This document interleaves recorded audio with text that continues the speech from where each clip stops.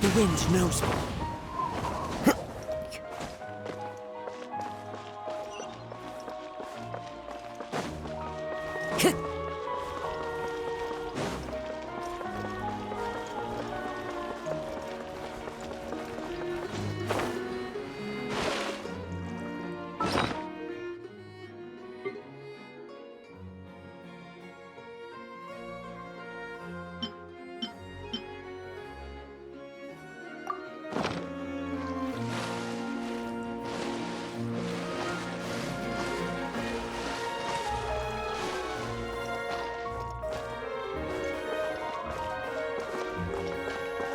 Time to go.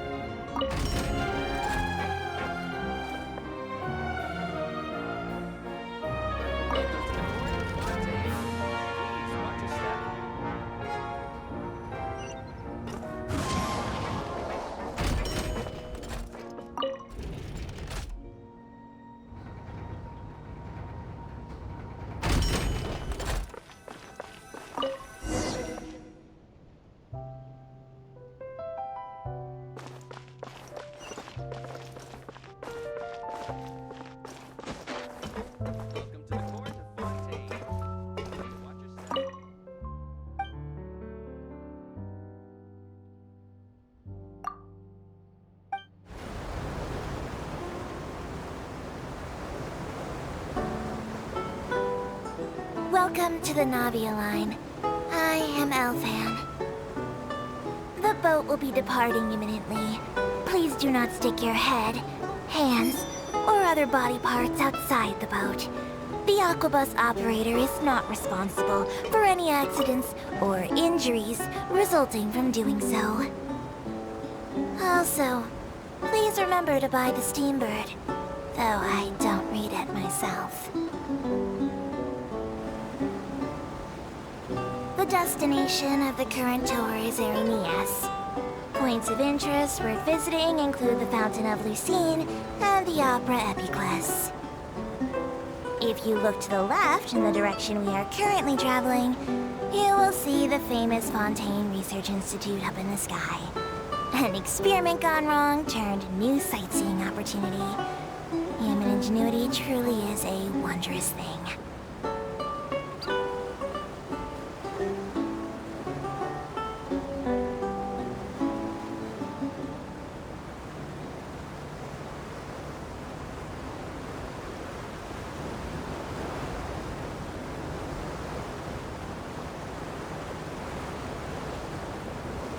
We are now approaching our final destination. Please be sure to bring all your personal belongings with you as you disembark. Even though I will take any forgotten items to the lost and found, the paperwork is rather annoying, as Melusine hands are not suitable for grasping pens. Please be careful when disembarking. It has been my honor to be your tour guide this trip. Thank you.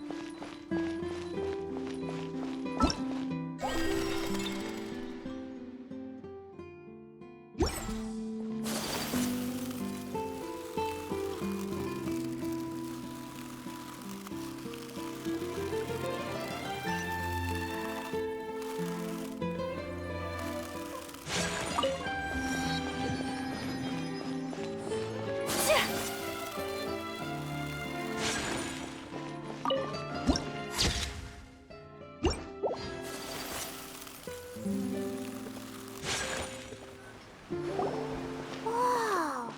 Now this is fancy! The Opera Epiclese. What a place to hold a performance! No wonder Linny and Lynette were looking forward to it. Huh. Looks like there's a lot of people standing around the fountain up ahead. Oh, Archon, please bless us with a bright and healthy child. We pray. I don't know why you always feel the need to ask so much. I'll be happy as long as our child is healthy and lives a peaceful life. I guess if they're our kid, then there's no doubt they'll turn out smart. Maybe this is one of the customs in Fontaine. There sure are a lot of couples here. Vache. What's wrong? Vache. Vache. No, Paimon didn't say anything. Are you hearing things? Welcome to the Fountain of Lucine. All the water flowing through Fontaine converges here. It's customary for newlyweds to come here and wish for children. Ah! Lynette! You scared Paimon! When did you get here? Lenny asked me to wait here for you, remember? Right. What do you mean? There are a lot of people here right now. Hey, you're not trying to scare Paimon, are you? Besides, it's the middle of the day. It's not the time for eerie things. I see. I might be able to tell you something that could help explain the voice you heard. In fact, you might not be imagining things at all. I suspect that what you heard is a result of your hypersensitivity to the hydro element. Others in my family have had similar experiences. It's because of his sensitivity to the hydro element? But what would hearing a voice have to do with elemental power? When do you cry, Paimon? Wait, what? What does that have to do with anything? Just answer me. When do you cry?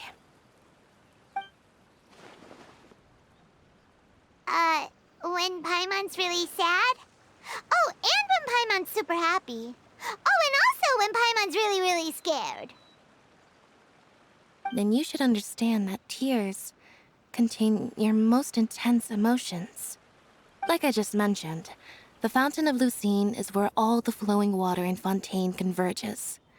Even the tears that fall to the ground will eventually gather here. So maybe what you heard was the intense emotion coming from someone's tears.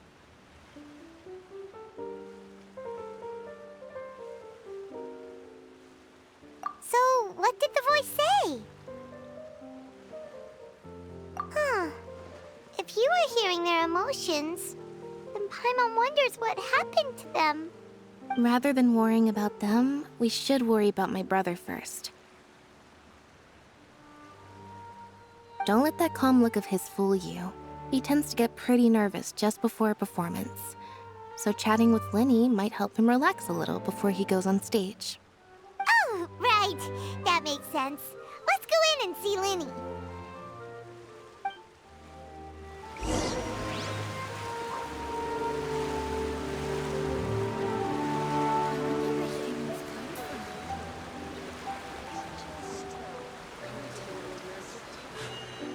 A blade embraces its duty, as a jeweler cherishes their gems.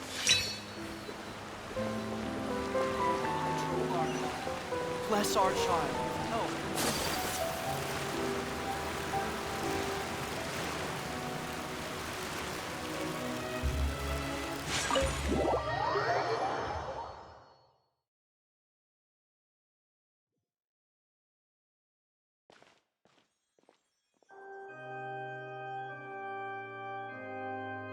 Traveler and Paimon, good to see you.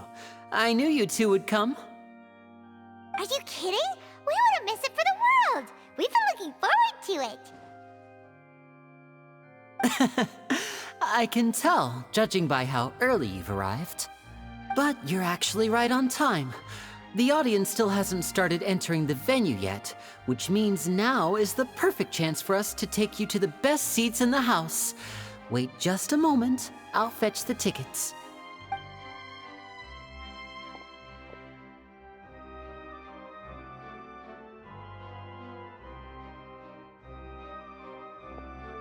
The Opera House has assigned seating, so you always have to make reservations. I've already reserved your seats, and here are your tickets. Ooh, front row seats. Thanks, Linny. Don't mention it. There's no need to keep thanking me. Hey, Linny! Could you come over here and take a look at this? Oh, I'll be right there. Seems there's an issue with the stage props over there. That's Cal, my assistant, calling me. I'll go lend him a hand.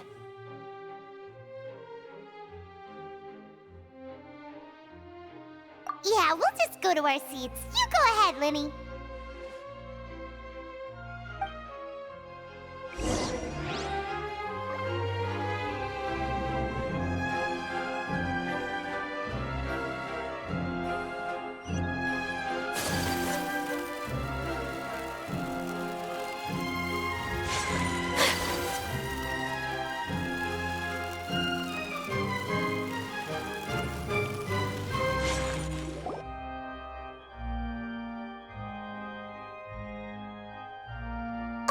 These should be our seats. Come on, let's sit down.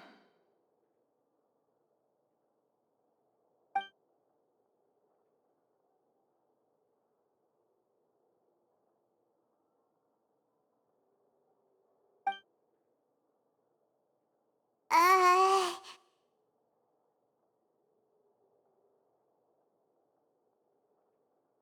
Uh...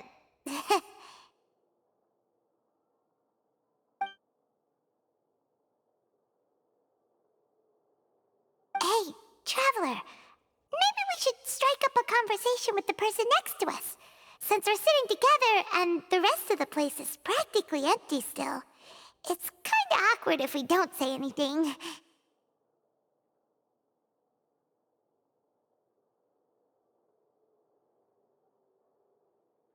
Ah, you little... Of course you put this on Paimon. Excuse me, I did not realize you felt awkward. I am terribly sorry. I would be perfectly happy to chat with you if that is what you would like. Oh, so you heard all of that, did ya? Boy, you sure have good ears. Paimon thought she was keeping her voice down. Wait, that's not it, Paimon's... Sorry, Paimon's the one who was being rude, talking under her breath like that. So, let's talk, but, what should we talk about?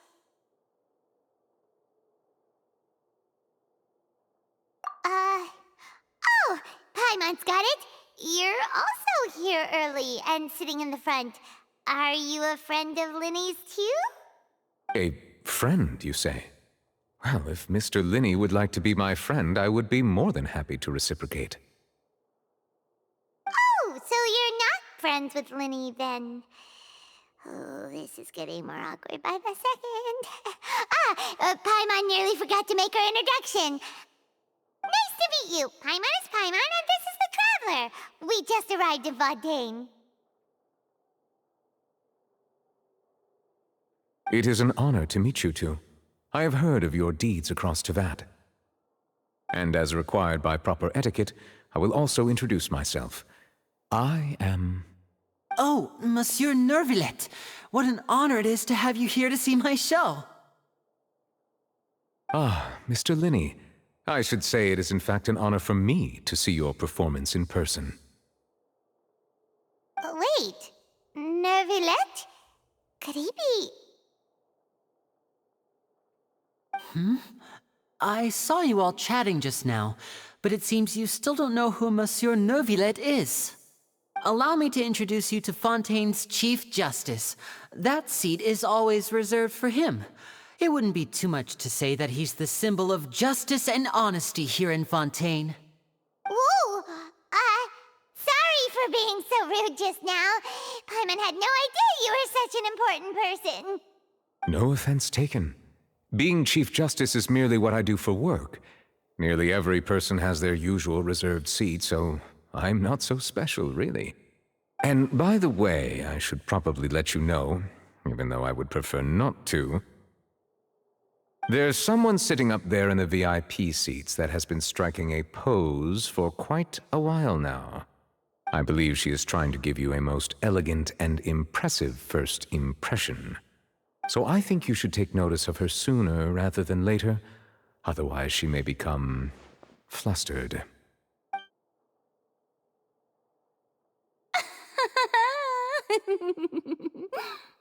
Huh? Oh, it's Farina, the Hydro Archon. Huh. She sure has a smug and satisfied look on her face. Guess she has no idea that you saw right through her act. Very good. That is for the best. No need to pay her any more attention. We may now enjoy the show. Huh? So is this what things are like between the Chief Justice and the Hydro Archon? All right, please wait just a moment longer. I've pretty much finished my preparations, and the performance will start as soon as the audience has made their way to their seats. Yay! The show is finally about to start! Paimon can hardly wait! Paimon's never seen a real live magic show before!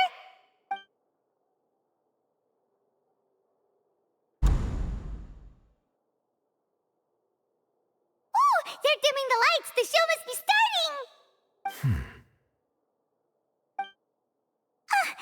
Sorry.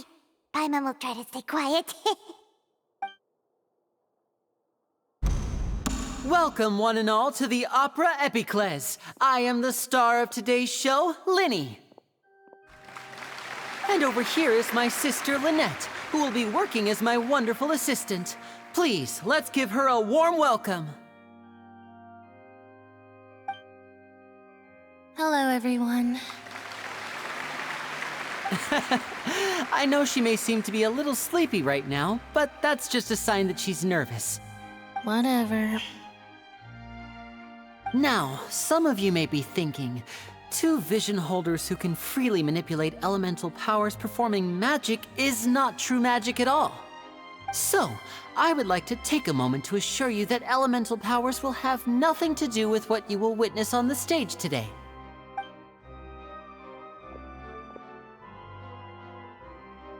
Both Lynette and myself have removed our visions for the show. That way, even the gods won't be able to help us. Oh, good point. That's what makes the show real magic. Now, without further ado, let the show begin. Lynette will now exit the stage to make some preparations. I know you might miss her, but don't worry. She'll be coming right back on stage momentarily. Perhaps in an unexpected way. I'm sure she'll be stealing the spotlight soon enough. Oh, and before I forget, there's one more thing I should say. You never know what can happen in the blink of an eye. A magician's greatest skill is making things disappear or appear. The possibilities are endless.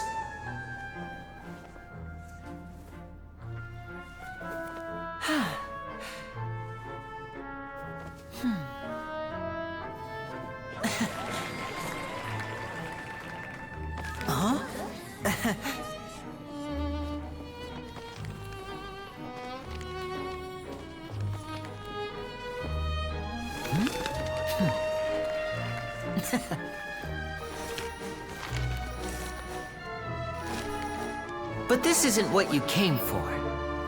These little tricks, you've seen them all before. So it's time for something truly extraordinary, don't you think? This one's a little tricky.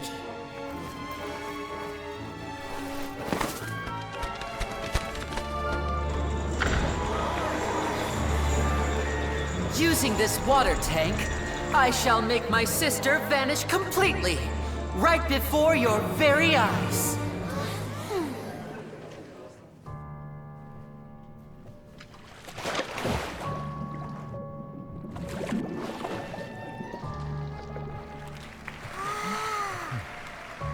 It's actually quite simple.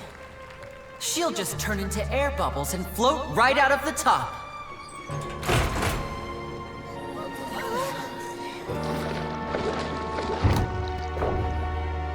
Oh no! I told them to check all the props carefully. With the lid on, even air can't escape. An amateur magician would be getting very nervous right around now. Luckily, it's me on stage, so let me show you what a true virtuoso can do.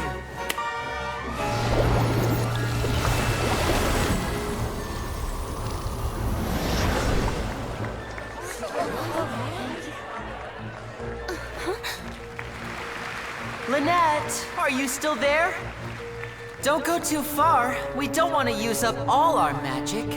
Hi, I'm back. Uh-huh.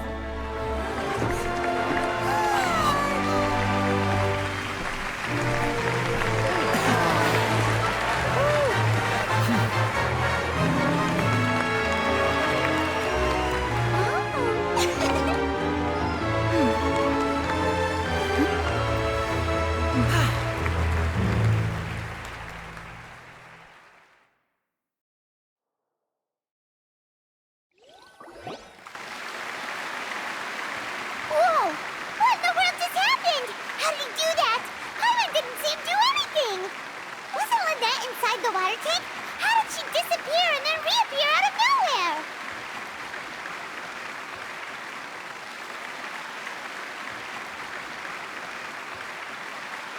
If we could see easily through his tricks, then that would mean that his skills are still lacking.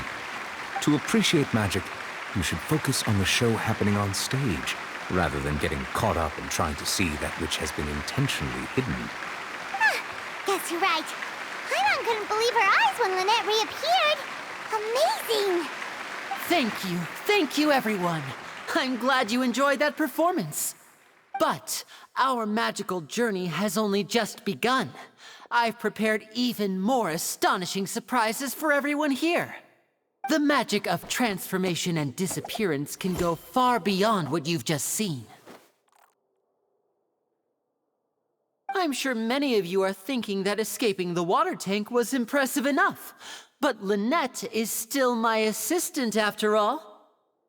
In which case, I have ample time to make all necessary preparations. So, for my next trick, I will require the participation of one lucky audience member. Please, if my assistants could bring out the magical boxes now. There are 2 boxes, and only 2 boxes. One is here, and one is there in the aisle among the audience. I'm sure many of our clever audience members have already guessed our next magic trick. A swap! Our lucky audience member and I will each enter a magic box. After 1 minute, we will each emerge from the opposite box. Now please, everyone pay very close attention to the box you see here. Don't give me any chance to make a move. Wow! How's he gonna do this? Hey, do you think this is all magic tricks, or does Lenny have actual superpowers? The lucky audience member will be generated by this random number selector. It selects numbers entirely at random. Even I don't know who will be chosen to participate. Now then, let's begin. Let me see. Oh, row 7, seat 3. Congratulations! You now have the chance to experience magic firsthand for an entire minute. Please, come forward. My assistant will take you beside the magic box. I'm sorry, it might be a little cramped inside, but no need to feel nervous. We've carefully arranged everything for you to be as comfortable as possible. You don't need to do anything, but no matter what strange things may happen, don't come out of the box. If the magic is interrupted, who knows where you might end up? You might even find yourself in the Fortress of Meropide. Oh, okay. All right. Before I enter the magic box, there is one more thing I need to ask the audience to do. Could you all give me a countdown? Like this. 60, 59, 58. Just keep counting down. You can go a little faster or slower if you like. I won't be able to see anything in the pitch-black box, so I'll be relying on your voices to know when time is up. Oh, and no tricks now. If you quickly count from 60 in just 30 seconds, then I'll be in a tough spot. Ooh! Paimon kinda wants to count faster after hearing him say that! No, that won't do. I can see it in your eyes. You still can't be trusted. Let's practice together. Come on, repeat after me. 60, 59, 58. 60! 59! 58!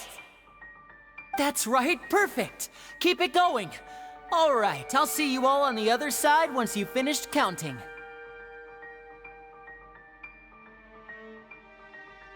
$54, $53, $52? Huh?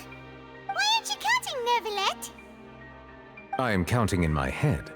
I think things are exciting enough in here as it is. Merely a consequence of my identity and personality.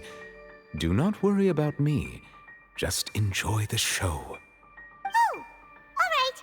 You look so serious that Paimon thought you might be feeling uncomfortable or something. 40, 39, 38! Mr. Linney, are you all right in there? Is everything ready? Yes, I'm fine. I'm just double-checking the direction of the magic. It would be a disaster if we get sent to the wrong places. For example, mid-air right above the audience. Even though he's saying that, Lenny doesn't seem nervous at all.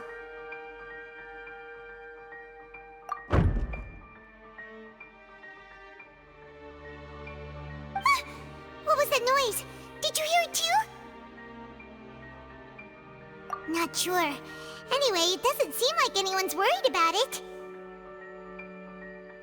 25! 24! 23! What's wrong, Mr. Linney? I can still hear you moving in there. I seem to have accidentally knocked over a decoration. I'm trying to fix it, but it's pitch black in here. I can't tell left from right. Never mind the decorations. There's no time for that. The show is what's important. No, that's unacceptable. I want my show to be perfect. Don't worry, we still have 20 seconds. Hear them counting? 19! 18! 17! It seems things aren't quite going as planned. I apologize, everyone. It feels like you're all starting to count faster, but that's all right. I know it can be tiring to do such a long countdown. 10 seconds and change is still plenty of time. 10! Almost there now. 8! Swapping two people is harder work than you might think. Even a master magician like me can't guarantee I'll get it right the first time. Hey, wait! Is this the back one? I can't tell. They both look the same inside. Huh? Nope, that's not it. I'll try again. 7! Hey, slow down! Honestly! 5! 4! 3!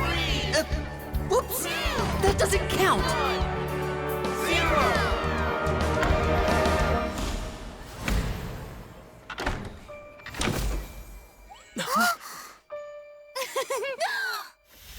Ta-da!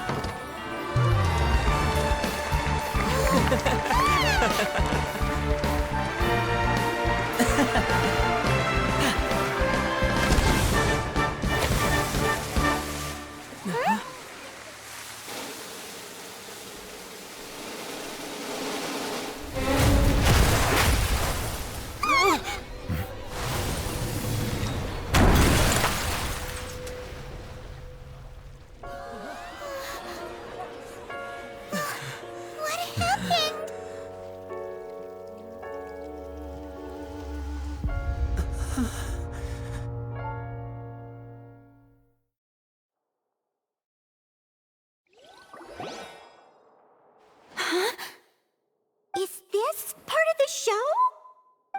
Mr. Lenny, you're going to use magic to fix the stage now, right? What happened? Oh no. Maybe this isn't part of the show. The girl was still in that box, right? This performance is over. Medical staff with me. Guards, secure the scene and detain all the performers. Seal the exits. No one is allowed in or out at this time. Yes, that's right. If this was just an accident, then we must investigate the cause. But if this was all part of some scheme, then those accountable will not escape the judgment of the God of Justice! No need to be alarmed, you two. We'll get to the bottom of this soon enough.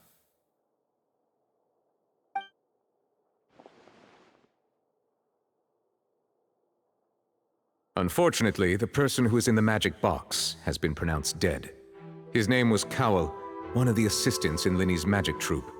Apparently, the fireworks on stage ignited the ropes that were suspending the water tank, which then caused the tank to fall onto the stage. As of now, we are still not sure why we found Cowell in the box, rather than the guest from the audience. And after an initial search of the area, the guards have confirmed that the girl is nowhere to be found. It appears that this incident was not merely some mishap with the performance. And there are many indications that it is connected with the case of the serial disappearances of young women. The serial disappearances case? That's the case that Charlotte mentioned before!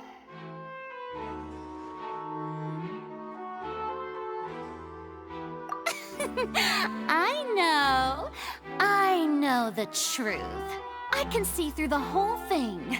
Really, using such a shallow and obvious mystery as his finale.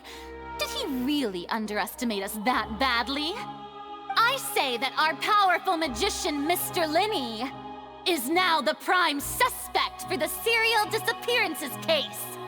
Huh? Why me? This whole thing was an accident. No, this all occurred during your magic show, did it not? The missing girl disappeared after being chosen, did she not? The deceased is one of your assistants, is he not? Now that I think about it, that whole speech about magicians making things disappear was nothing more than a provocation, a bald-faced challenge. That can't be right! How can Linny do this? He was in the box on the stage the entire time! We can even hear his voice! Besides, before the show, he told us that he would like to catch the criminal behind the disappearances! He couldn't possibly mean catching himself!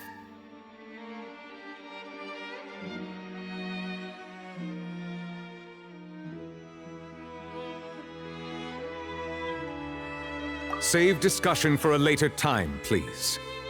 Lady Farina, may I assume that your comments just now constitute an accusation against Mr. Linny and his associates, and that you are pressing charges? Huh? I just think that I think it might be a little early to talk about formally pressing charges.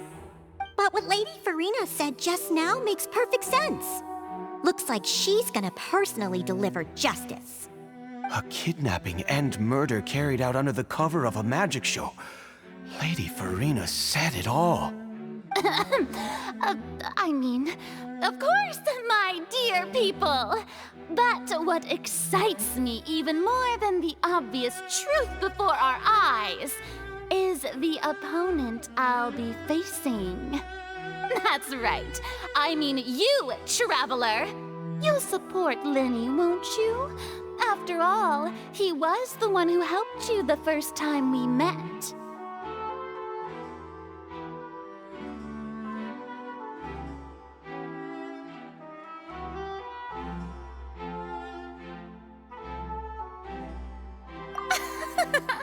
Then there's no problem at all. You know, the Traveler and I already had a duel the first time we met. But with Lenny's help, our little duel ended in a draw. But draws really are the most boring possible outcome. So, no more draws. Between the two of us, there must be a clear winner and loser. And what better place to hold such a riveting showdown and decide the true victor than here, on the grandest of stages, the Opera Epiclese! It wasn't a draw.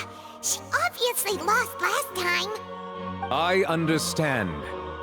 Charges have now been pressed, and as such, a trial is in order. Well, Traveler, seems Lady Farina has set you in her sights. But putting her dramatic rhetoric aside for a moment, I would like to ask you, are you willing to act as Mr. Linney's attorney and defend him in this case? Very well. The trial will be held a day from now in the Opera House. Both sides may investigate the scene to build their cases and search for the truth.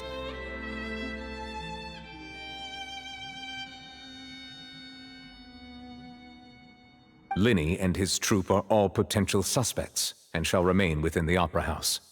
The audience may begin to leave in an orderly fashion once they have been cleared by the guards. A day isn't that long. Let's see what kind of case this big-shot Outlander can build in such a short amount of time. I'm really quite looking forward to hearing it.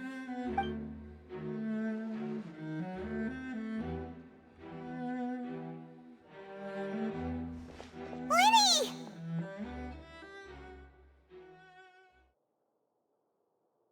Sorry about everything that happened just now. Were you frightened? Of course! Who wouldn't be scared after witnessing an accident like that? Yeah, I'm a little shaken up myself. How could this happen? And poor Cal. I know you already claimed that you would defend me, but now it's just us talking. Tell me, do you think I could possibly be the murderer? Good to hear. Thank you so much for trusting me. I'm sure everyone sees me as the biggest suspect at this point. But if you ask me, the whole thing is mysteries layered upon mysteries, such that all that's left is confusion. I don't know whether what happened there on the stage was purely an accident or not, and I don't know why poor Cal was in the box. As for how that girl chosen from the audience could suddenly disappear, I'm afraid I don't have any answers either. If someone tampered with my performance, then we need to figure out what they did. Even a skilled and knowledgeable magician like myself couldn't pull all that off in just 1 minute.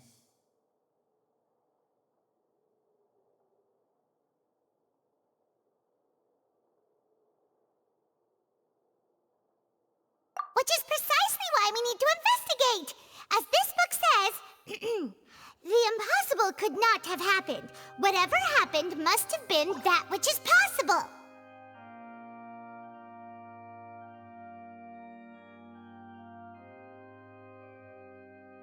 Paimon bought them when we were reading at the bookshop in the city earlier. Pretty cool, huh?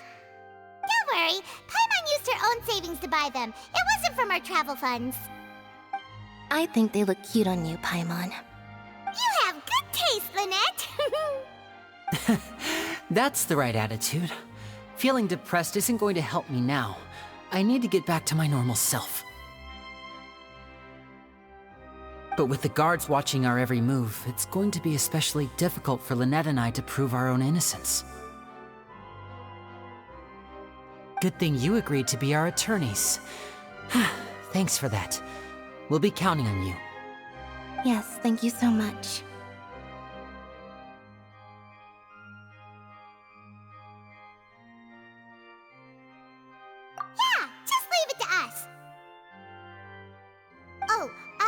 Since we're going to start investigating, Paimon has a question first. Where did Lynette go during the performance?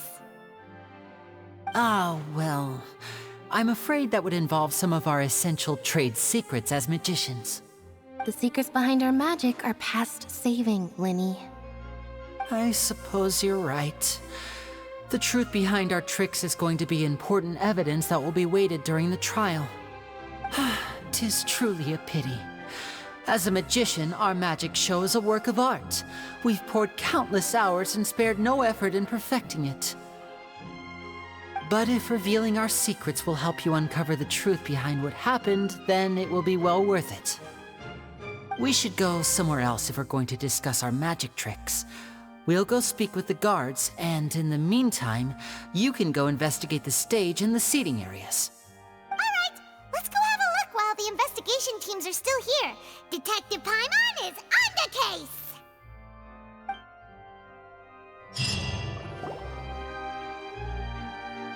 Hello, officer.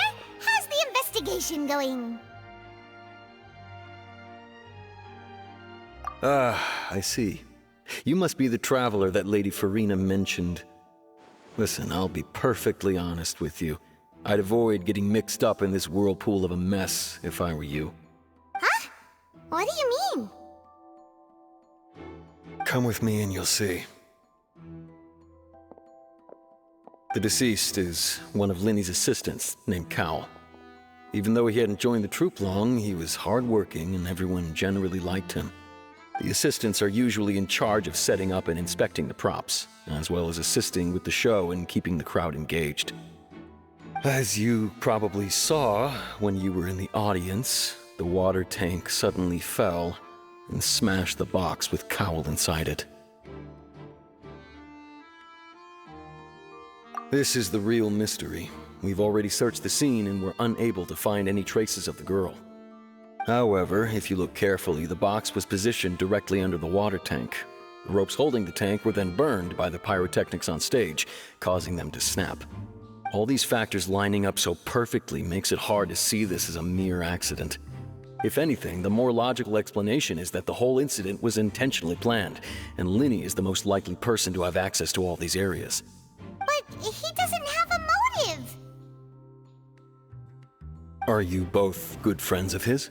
Well, you can't say we're good friends, but we've known each other for a little while.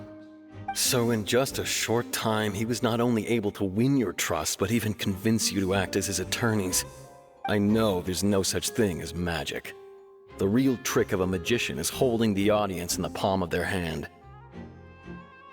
I've seen a lot of cases, and I can tell you that people are the least reliable kind of evidence.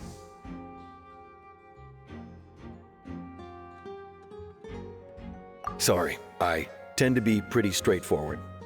Just know that I'm warning you for your own good. Anyway, you may investigate the scene of the crime yourselves if you're curious. Who knows, maybe you'll be able to come up with some new evidence.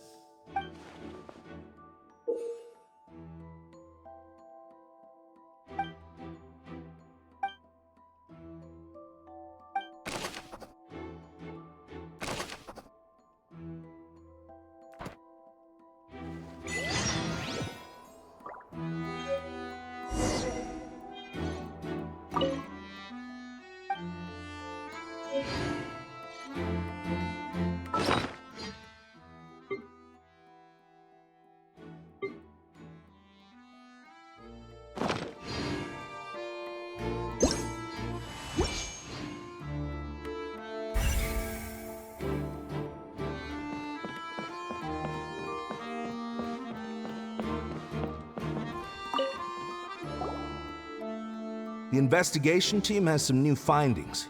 Turns out there's an issue with the random number selector after all. See, I told you. What if the machine picked some big guy's seat? You think the murderer would have still made his move then? Sorry to interrupt, but we're helping Linny and Lynette with their side of the investigation. What were you saying about the number selector? There's something wrong with it? You're trying to help them? That'll be a tall order.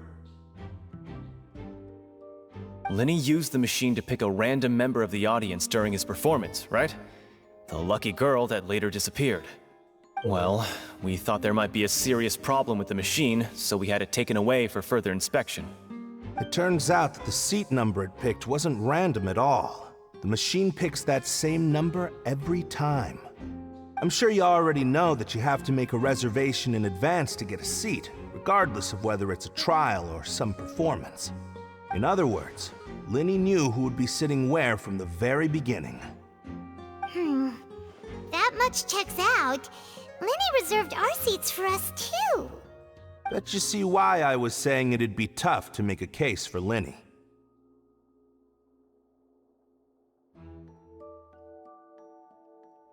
Even though it's bad for Linny's case, Paimon had better write it down.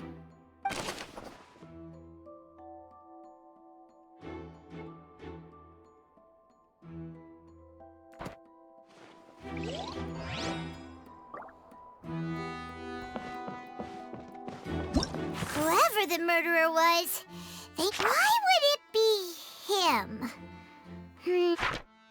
People needed to register and reserve a seat for the show.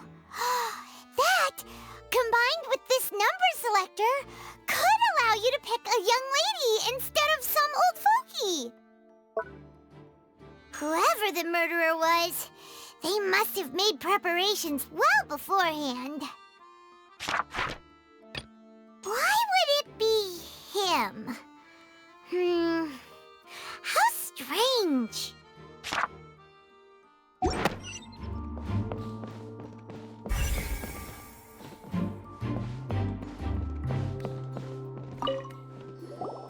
So this is the rope that broke and caused the water tank to fall.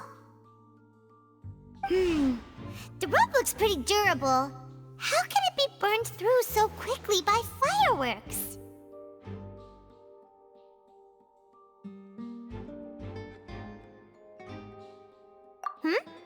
Why are you suddenly so serious, Traveler?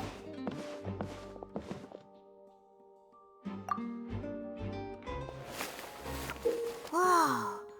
Look! This bit is made from different material! Most of it was burned away, but there's still a little bit of it left.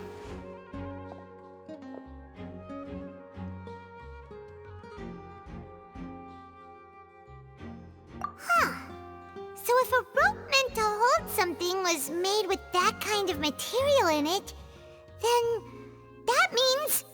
Wait! Paimon should write all this down! Let's take notes!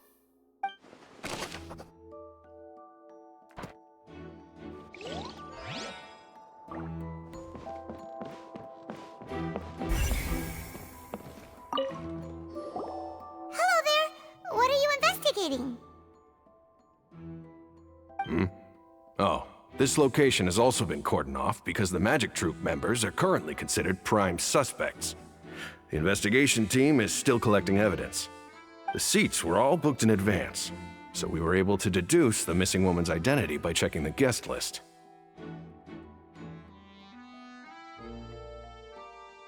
Sure, it's not like this is confidential information. We will publish it later anyway when we petition the public to help us find the missing person. Her name is Halsey. She's a painter from Fontaine who's made a bit of a name for herself. Apparently, she wasn't a regular at the Opera House, but she'd been feeling some pressure with her work lately, which made her decide to come see the magic show. The Magic Troupe members all claim not to know her. We have looked into her social connections.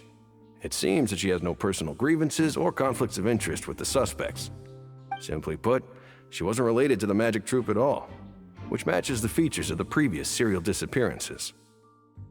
Were the victims of previous cases also chosen at random? That's how it seems to us, in any case. Apart from the fact that they were all young women of around the same age range, there really weren't any other connections between them. Okay then. No need to be so formal. If you do happen to see the missing girl, please be sure to contact us. It is of utmost importance that we get to the bottom of these disappearances.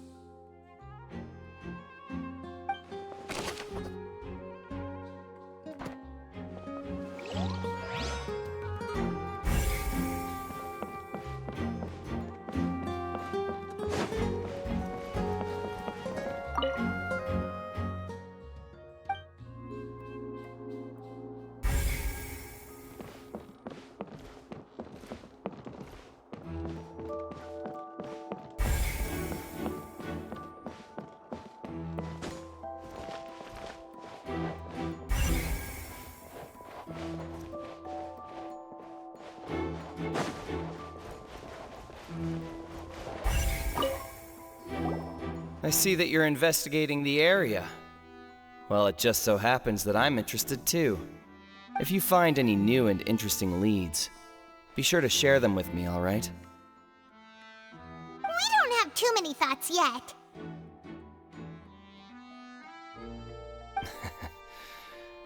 Then why don't I tell you my hypothesis first? The way I see it. And I'll start it with that loud thud. The thud? Oh, you mean the sound that happened during the countdown? Yes, exactly. It wasn't terribly loud, but I suspect that most people heard it. It's just that everyone was awaiting the results of Linny's trick with bated breath, so no one paid it much mind. But now that the incident has happened, the thud has become an important clue.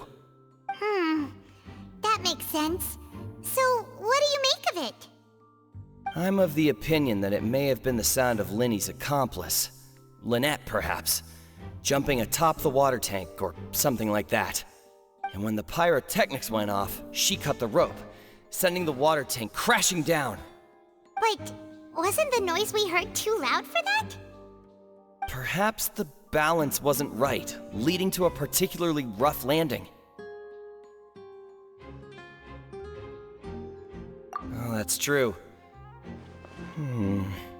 I suppose I must reconsider. That does remind Paimon, though. What was with that sound?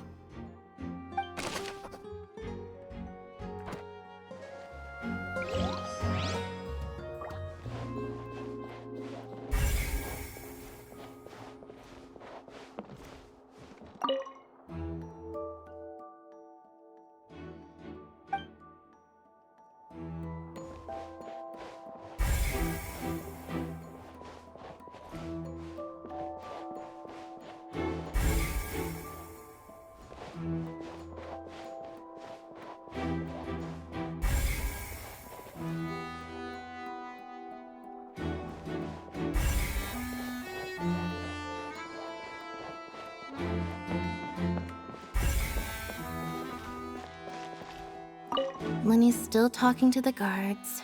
It seems he'll have a lot of explaining to do. I think someone will be assigned to monitor us later, but that's alright. Lenny's still talking to the guards.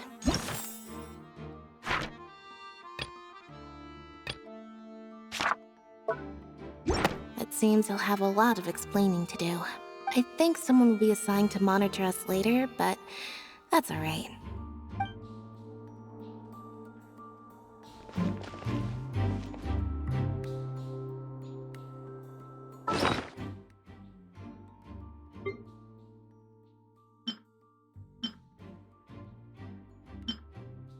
Whoever the murderer was, this rope was obviously tampered with. People needed to register and reserve a seat for the show. That, combined with this number selector, could allow you to pick a young lady Why would it be? Gosh, no wonder the serial disappearances never got solved.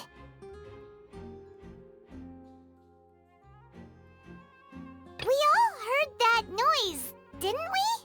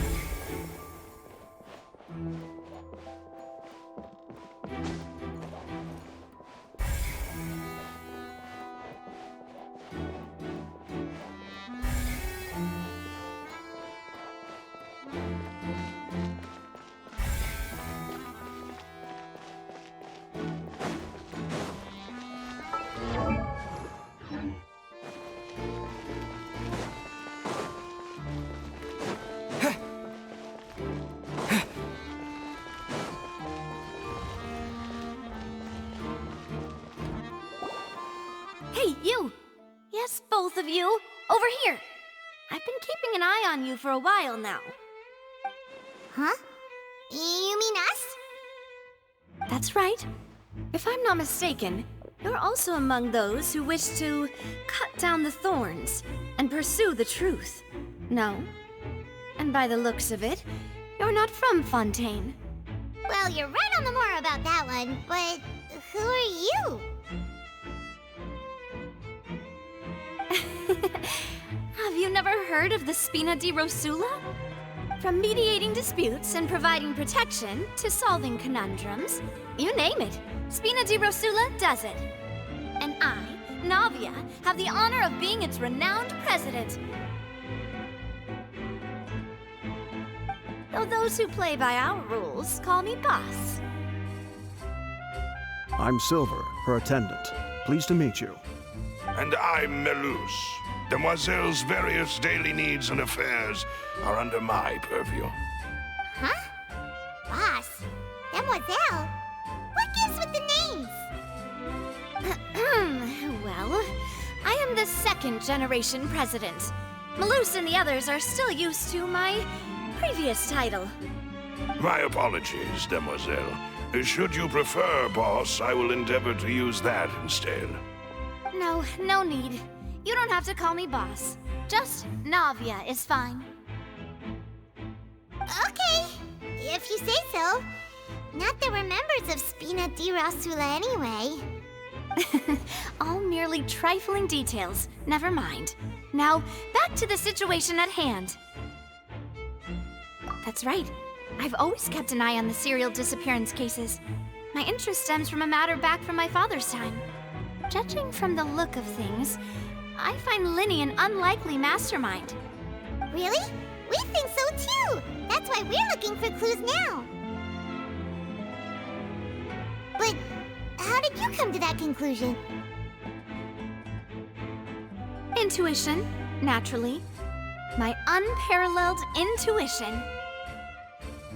Farina sure was quick to point the finger at Linny without any decisive evidence whatsoever, wasn't she? But that's not uncommon for her. If you remember, the Justice had to interrupt her and ask if she was pressing charges just to keep her from getting carried away. Anyway, a trial begins the moment someone levels charges. And, of course, there was no way Farina was going to back down in that situation. Sounds more like you just don't trust the Hydro Archon. Well, what's your opinion? I must admit that she can be interesting at times, but liking her doesn't mean that I'll blindly agree with her.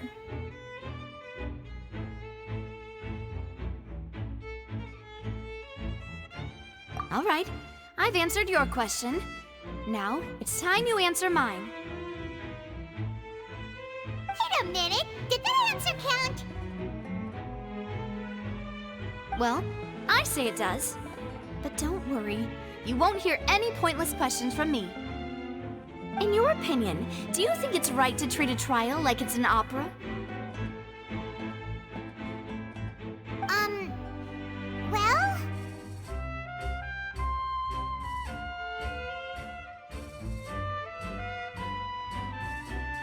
And why would that be?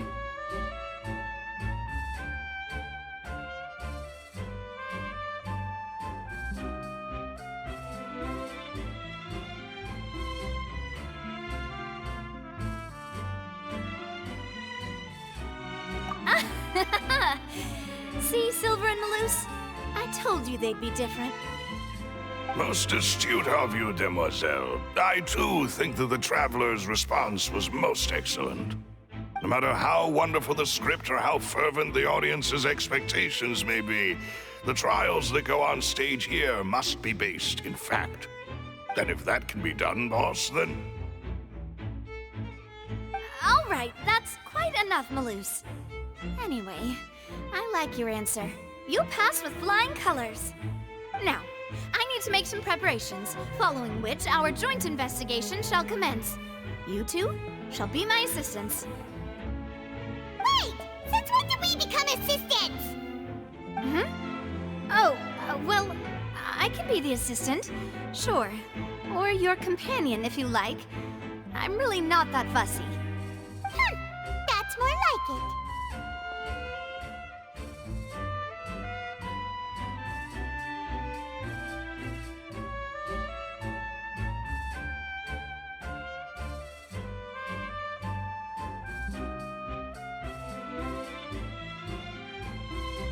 Far be it from me to brag, but I believe that Demoiselle's intuition will be instrumental in uncovering the truth.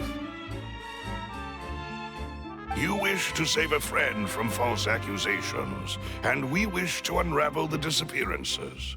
In this sense, our goals are aligned. You have a point. Huh. You're quite the talker, aren't you, mister? And what about you over there? What do you think? You seem like you've got something on your mind. I have nothing to add. Oh, alrighty then. We'll be making some preparations first. Just be sure to let us know if they start revealing Linny's tricks. Thanks!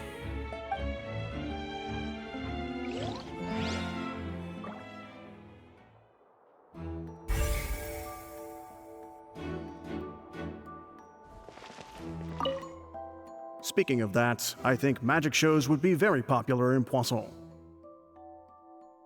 I can see that. Maybe I should try to learn some magic. If I could make things disappear, cleaning my room would be a cinch. You need not worry about such things, Demoiselle. That falls under my duties. Oh, right.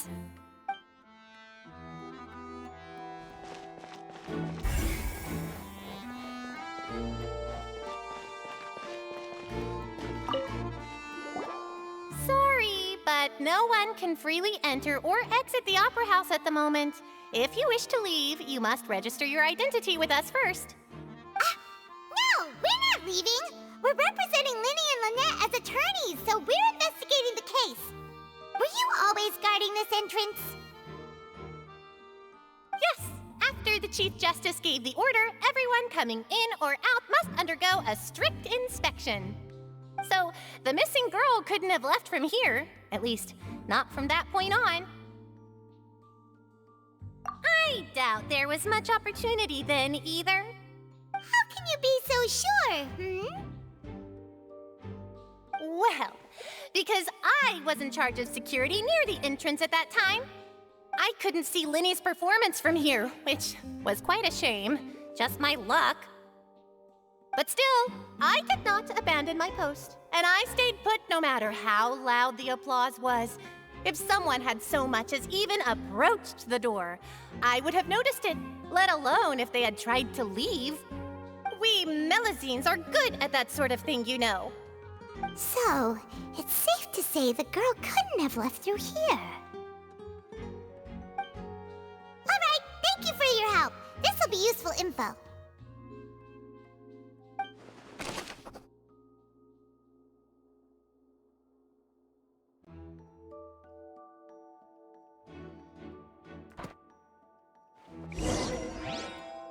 We've checked everything of note here at the performance venue. Paimon wonders how Linny's discussion with the guards is going. Let's go see, shall we? Ooh, things are getting interesting, huh? We're about to see how magic is made.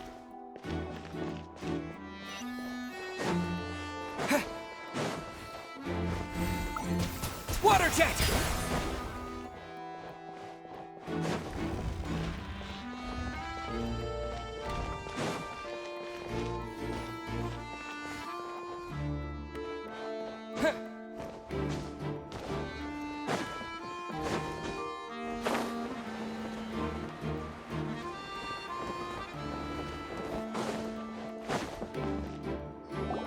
Understood. Then I will be going with you. Just so you're aware, I will be monitoring your actions and making notes as necessary. Very good. Thanks for being so agreeable. I'd pull a rose out of my hat as a gift for you if I could. You may spare the pleasantries. I'm just doing my job. You've arrived. Who's this? Me? I'm Spina di Rosula's guardian angel. If you've got a problem, I've got the firepower. Sorry, I got a little carried away there. Call me Navia. I'm a partner of theirs, and will be helping investigate this whole situation. And these are my companions. Would you mind if they join as well? Fine by me. Oh, new helpers? I would be most grateful. Well, let's just say we're tagging along. It's not every day you get to see the secrets behind magic performed on such a large scale. I appreciate your kind interest. Come with me. We'll be heading below stage. Huh? Below stage? Yes, a world of secrets is hidden beneath this magic box, prepared specifically for this switcheroo trick. But before I reveal everything, you should have a look first. Notice anything strange here?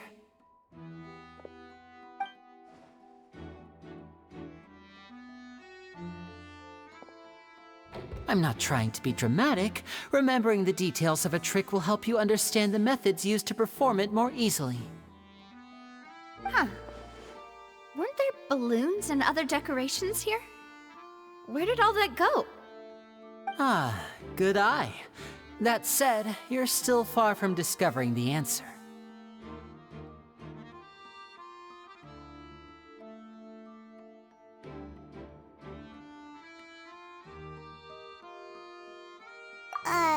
The back?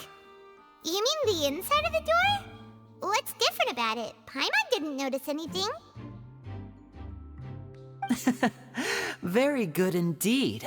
I thought you might not be able to catch that, given that you were sitting in the first row. The back of this door was patterned. Those patterns are now gone, replaced by a smooth wooden board. So, if you put 2 and 2 together, what do you get?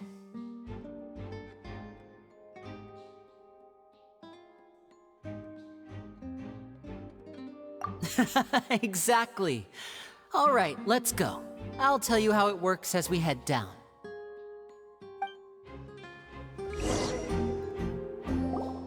Oh, so there was a passageway under the magic box!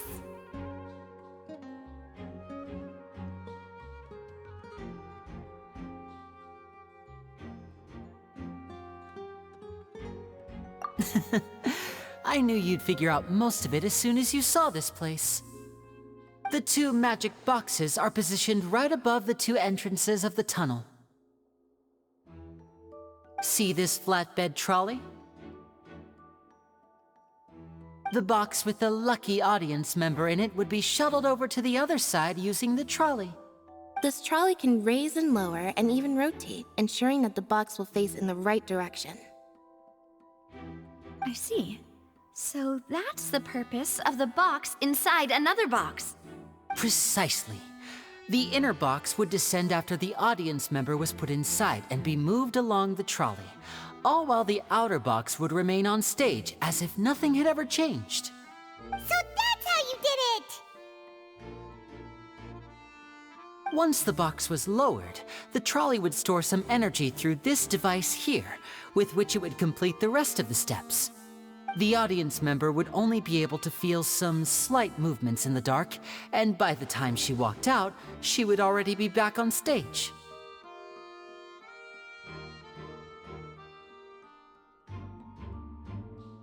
Right! You were talking that whole time, and you even came out for a moment near the end! Ah, yes. A phonograph operated by Lynette was used to achieve that effect.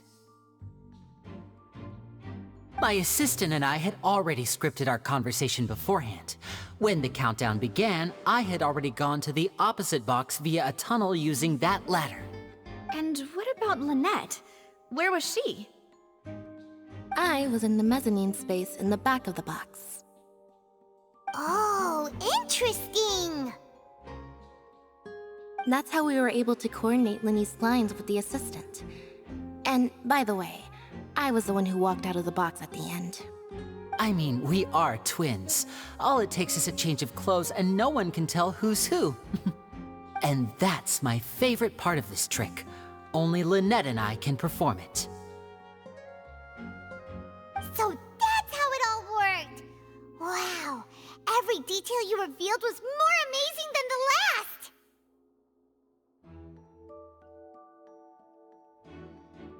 Lynette would briefly walk out of the box and then go back in, jumping into the tunnel and escaping before the box on the trolley could finish ascending. And then I walk out of the other box in the audience area, and the trick would be complete. The operative word here being would. But as you saw, Cal was in the box, not our audience member. She, on the other hand, mysteriously vanished. We really don't know how that happened. If not for that interlude, this would have been an astonishing trick. I probably never would have figured out how you pulled it off. And yet, to think that someone was able to use this magic trick to commit a crime. Could we have a look around? I think we can come up with some more leads. This is the scene of the crime, so Linny and Lynette are not permitted to stay here. I'll escort them back up. Yes, of course. No need to be so strict now.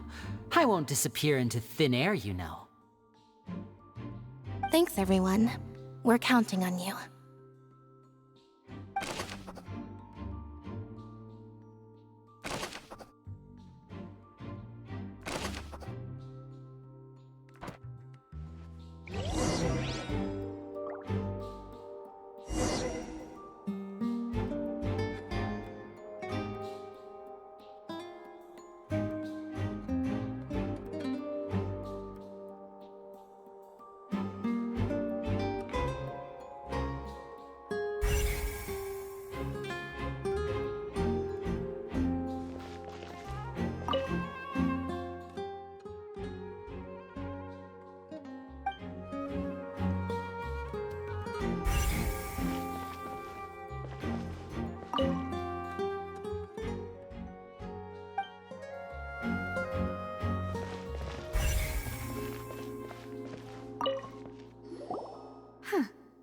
What's this? Looks like a hook tied to the end of a rope. Huh? There's all kinds of odds and ends here.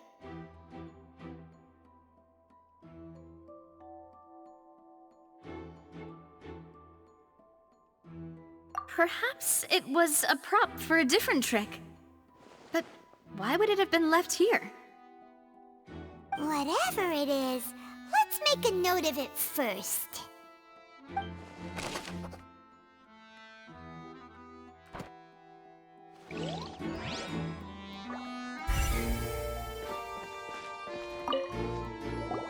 The floor is wet. Please be careful not to slip. Speaking of which, why would there be water here?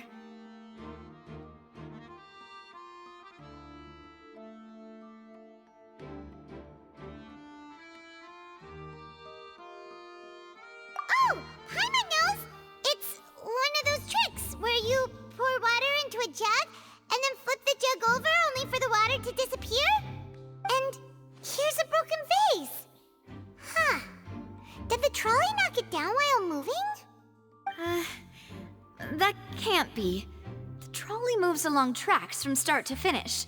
It couldn't have hit the vase at this distance. Let's note this down too and think about it later.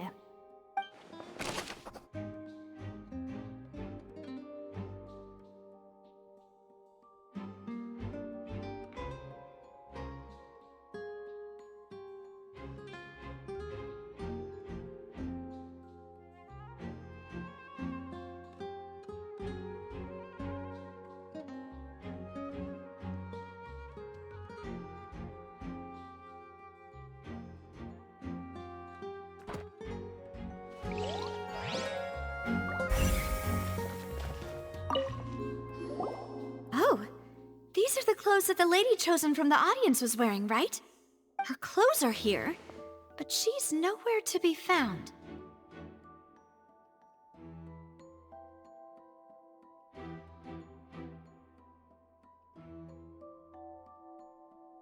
Right. And do you really need to do that if you're kidnapping them? Ugh, this is so confusing. Paimon doesn't want to be a detective anymore.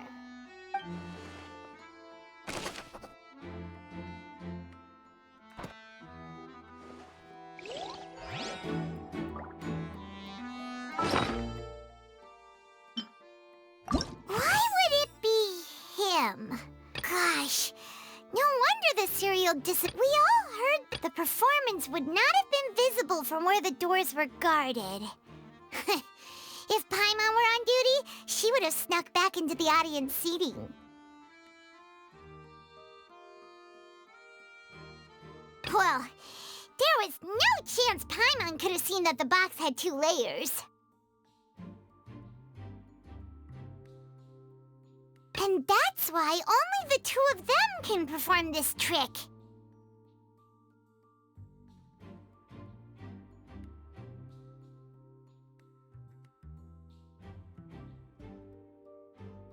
Digging a tunnel just for a magic trick?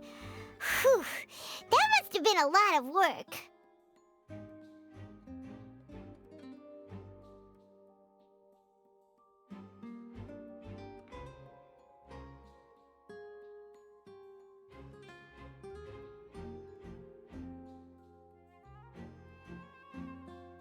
Whoever the murderer was, this is probably a prop too.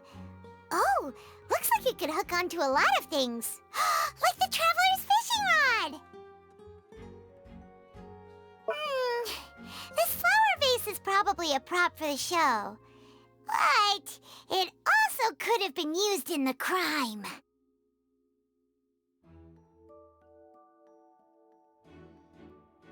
Paimon doesn't get this at all. You think about it for a bit, Traveler.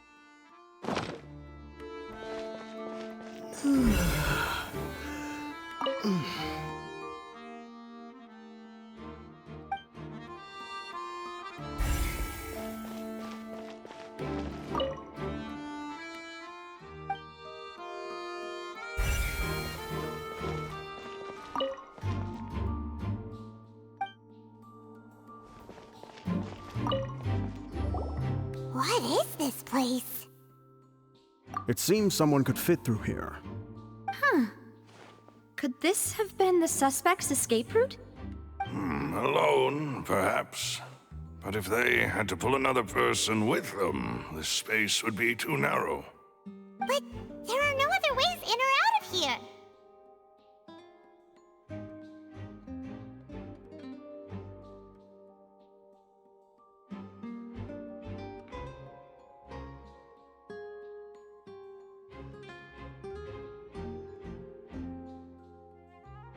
Oh, you're right! Let Paimon write that down.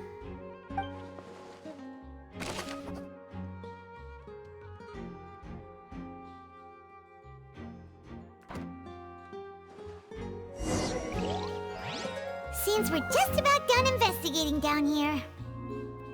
Yes. Let's head back up.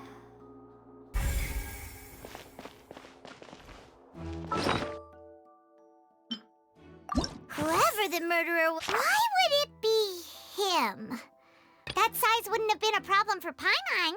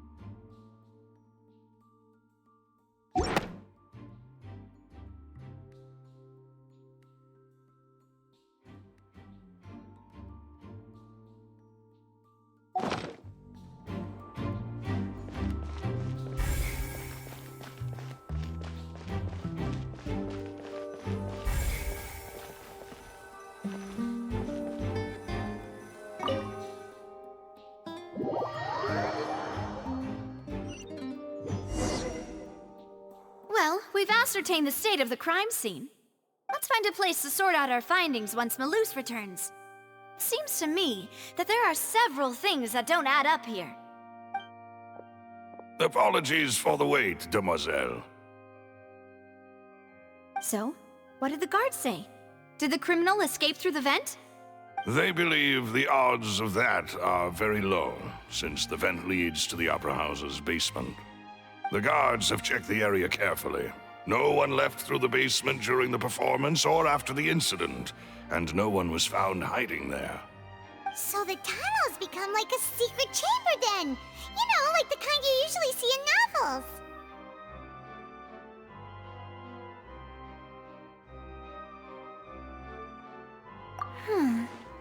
The plot thickens. Halsey's disappearance and Cowell's death are both quite inexplicable. No wonder Farina was so confident in her accusation. All the current evidence points toward Linny and Lynette. In other words, the charges are very likely to be upheld unless we make some considerable progress. Charges and then trial. So if the charges are upheld, they'll announce a sentence? That's right. This is how a trial goes in the Opera House. During the proceedings, the Chief Justice and the Oratrice will hear statements from both sides.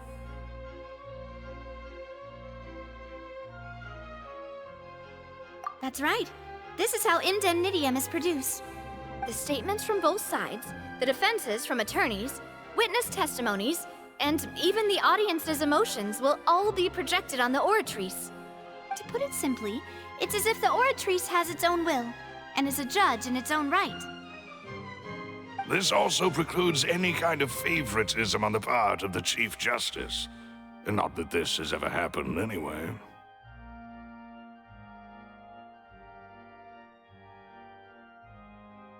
Once both sides have finished speaking, the Chief Justice will make his final decision.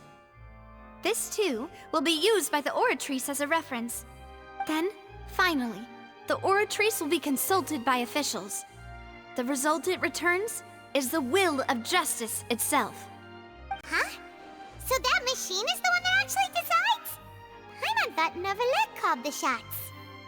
In practice, there is very little difference. Both have always come to the same judgment, which is why people have great faith in the Chief Justice.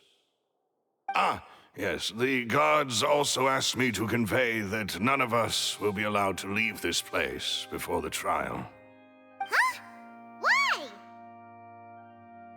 Because we've chosen to act as the twins' proxies. That makes us persons related to the case. They're concerned that we might be colluding with outside parties, or that we might find outside help to disrupt the case. And even if that were not so, it could prove problematic if we happen to spread key information about the case ahead of time. I'm ready to break out at any time. Whoa, whoa! There's no need for that! Paimon thinks they have a point. That said, are they providing food? Of course. I just hope you don't mind the lack of options. I'm afraid that catering to all tastes is not in the cards, nor is any guarantee of balanced nutrition.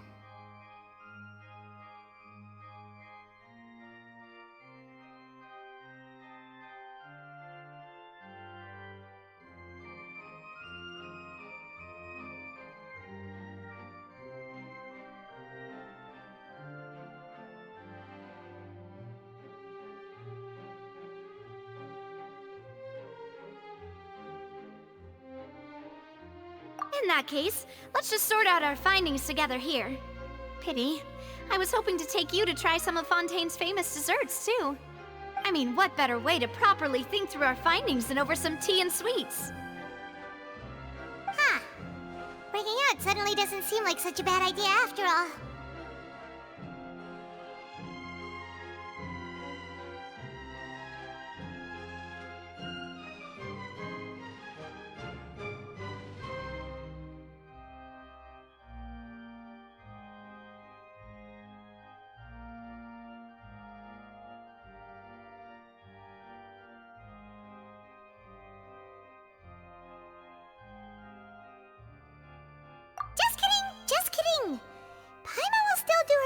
rest even if there are no snacks. What do you mean, no snacks? Of course we'll have snacks. If we cannot buy some, then we'll simply make some. Huh? Here? But how? Understood, Demoiselle. Everyone, please come with me.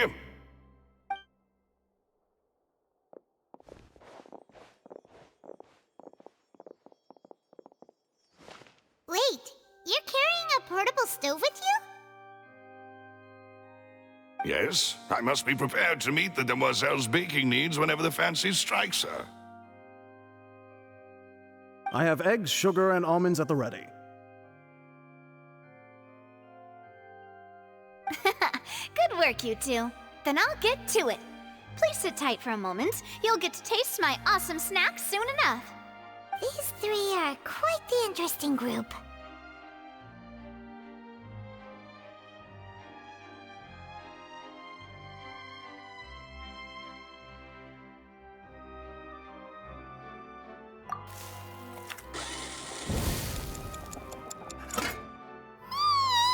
And Paimon thought it smelled good while it was still in the oven! Oh, it's even better now. Paimon can't stop drooling. From the way you had these two guys carrying all that stuff around, Paimon thought you'd have them do more during the baking process. But you ended up doing the entire thing by yourself! Beating the egg whites, grinding almonds, everything! I was applauding. And I was giving encouraging smiles.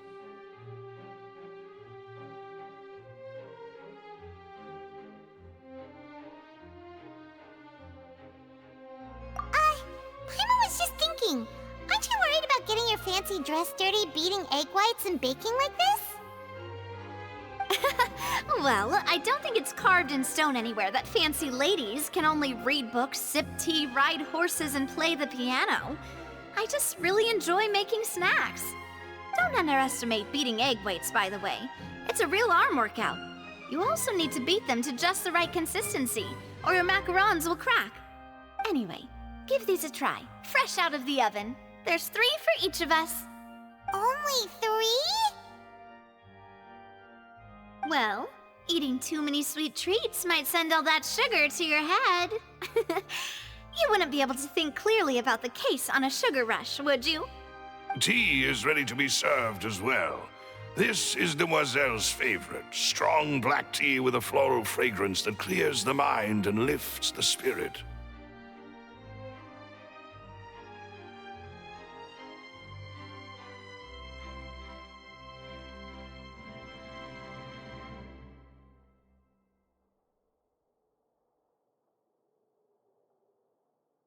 No need for concern. I'm merely doing as I should.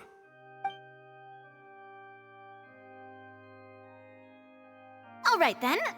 Down to business. As Paimon mentioned previously, the tunnel seems to be something of a secret chamber. However, we can assume that Linny and Lynette were not alone within it. Some criminal also occupied its sealed confines.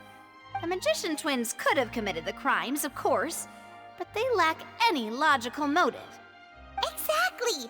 Why would they do such a thing right when everyone was watching?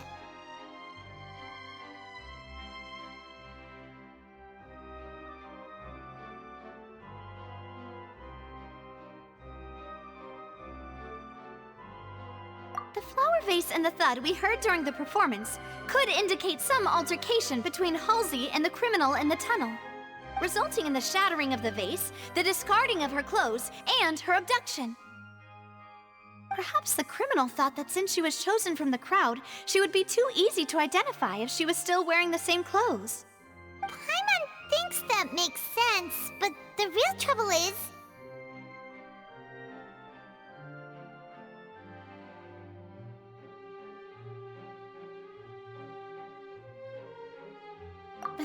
True. None of the clues we found thus far support the existence of this third person.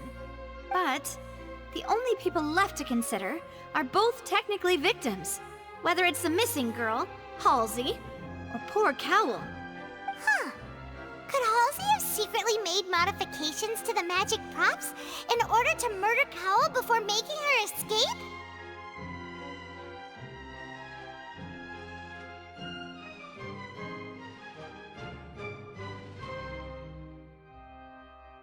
That's right. And even if she had tampered with the setup, she would need to understand the entire trick to pull it off. Nor does she have any motive. The guard said that she has never had any dealings with the Magic Troop's members. Were we not thorough enough in our search? From the sound of things, this is turning into an impossible case. Your macarons are amazing though, Navia. They smell great! They're nice and crisp and super sweet! They are my specialty after all. And I see you've already had 5 of them. What? 5? Oh, that can't be right! Paimon only counted 3, honest! Please don't worry about it. At my age, a few less sweets might actually be a good thing. No! Being greedy is one thing, but Paimon knows how to count. Besides, Paimon knows that if she ate too many, then others wouldn't have enough.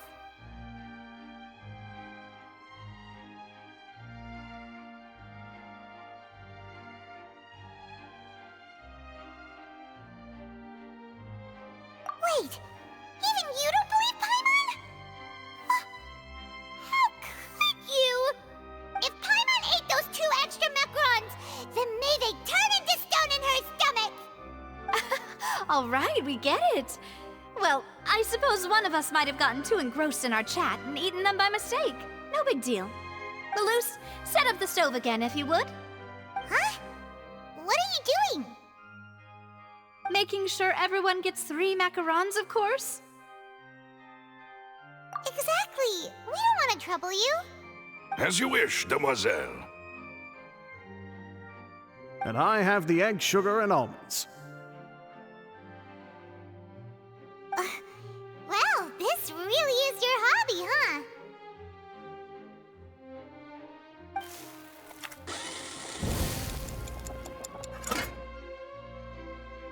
Well, that's it for snack time. I'm going to have another look around the area. I don't know what we're looking for yet, but we've still got some time. As attorneys, I suggest the 2 of you think the case over again. It would be awkward if you got all tongue-tied on stage during the trial. Alright, thanks for your help, and for the snacks. It was nothing. A small task for the Spina di Rosula. Silver, Malus, it's time to go. I'll be back if I find anything new.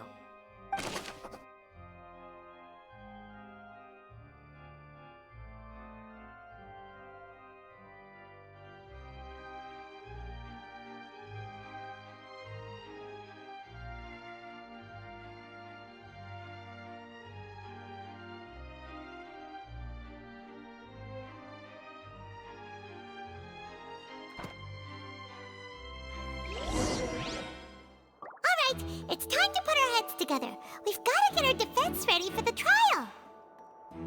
Oh, it's probably gonna be a long and difficult case. There's no point in worrying about that now. We just need to prepare. Here, take Paimon's notes. They should help you review the situation.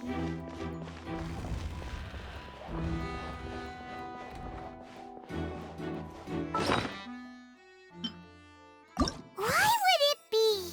There was no third person. And Paimon didn't eat more than 3 macarons either.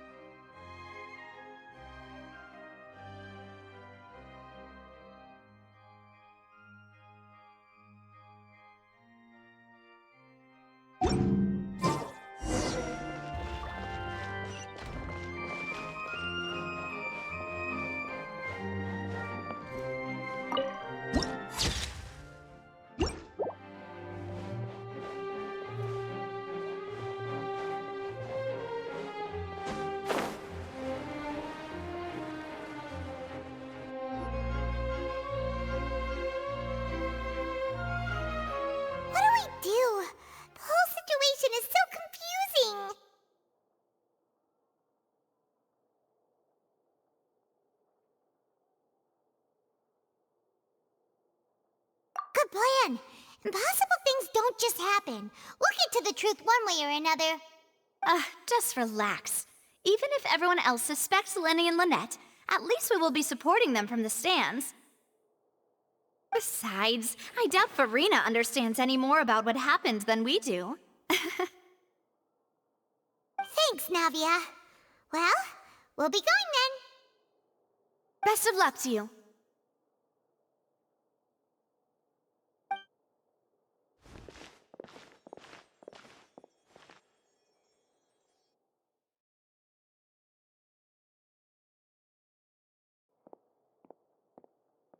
Ah, finally, you're back. Well, how did your investigation go? To be honest, you might be disappointed. No. We're already very grateful that you were willing to help. Well now, don't you all look disappointed? Don't tell me that your investigation came up empty-handed. That was to be expected, of course. The guilty can never produce proof of their innocence. But don't let that stop you. I shall be terribly disappointed should you, my most anticipated foe, concede so easily.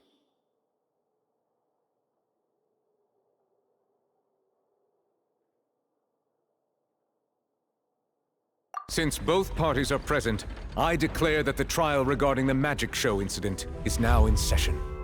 Firstly, in order for the audience to understand the causes and results of the incident, could we please have Mr. Linney explain the trick? Yes, of course. I will explain while Lynette demonstrates on stage. All the necessary items have been prepared.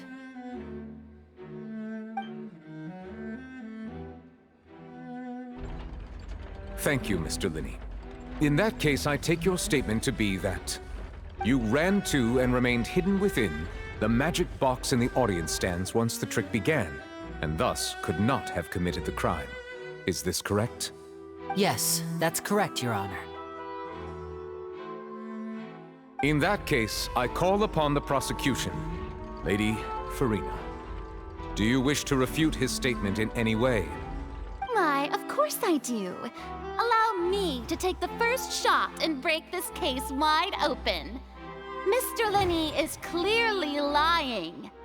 There is no way you could have been in the box the whole time if you were to abduct Halsey and murder Cowell. In fact, I'd say you were hardly in that tunnel at all. That is simply your hypothesis based on the presumption that I'm guilty. Oh, is that so? And if I may ask, what did you hear while you were inside your box? The roaring countdown of the crowd, of course. That's how I kept track of the time and built anticipation for the finale. And you didn't hear anything else at all? Nothing that might leave an impression of any kind? No, nothing. I see. But when the count reached 30 seconds or so, there was a thud. One so loud that I believe practically everyone heard it. Huh? Hey, hang on. Something's not right here.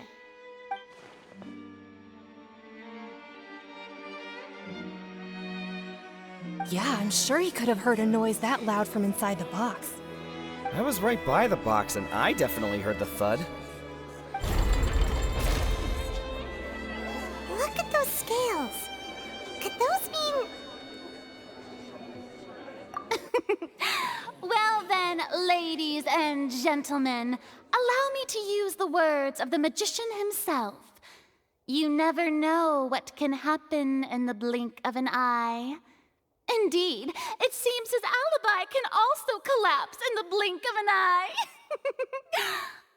Of course, I have armed myself to do far more than smash your alibi. Confidence cannot go unfounded, and my foundations are rock solid.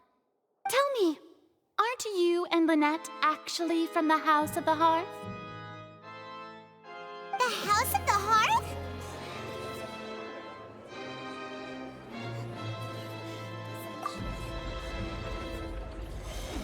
No wonder they did something like this. So the serial disappearances were the Fatsui's doing. now it all makes sense. I've got a feeling that what happened on stage probably wasn't just an accident. That's irrelevant. Our identities have nothing to do with what happened. Indeed. Then perhaps you could tell us everything that happened during that 1 minute. Your first priority is to prove yourself innocent after all. I'm sure there is little that needs to be kept secret now. Unless your script already has holes in it. The Outlander is speechless. My, oh my, don't they look flabbergasted? Now comes the infighting and discord, I suppose. This was almost too easy. Good thing I made all those preparations. Seems the all-nighter I pulled last night is really paying off. Hey, Linny! Why didn't you tell us this before?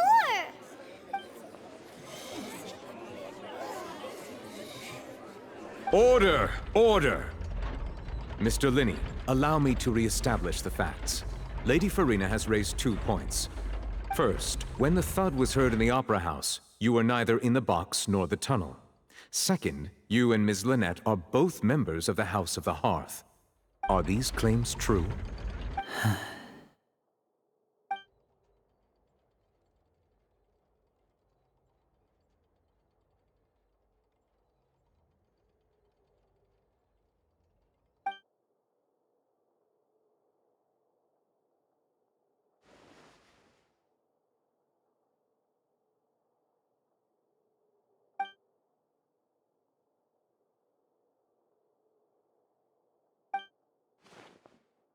Please answer my question, Mr. Linney. I'm sorry. Yes, they're true, Your Honor.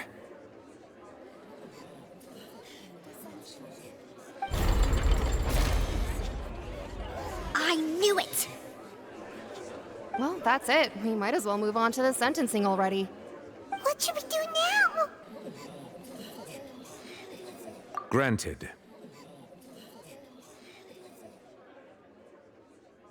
In that case, what is your request? Is that really necessary? They're already as good as guilty. The defendant deceived their own attorneys. What is there left to discuss? Order! Order, I say! Your request is reasonable, and we shall adjourn. This trial will reconvene in 1 hour. So you would stick to Mr. Linney's defense even after knowing what you do now? You certainly have more professionalism than I thought. In that case, my dear audience, let's allow the joy of victory to steep for a little while longer.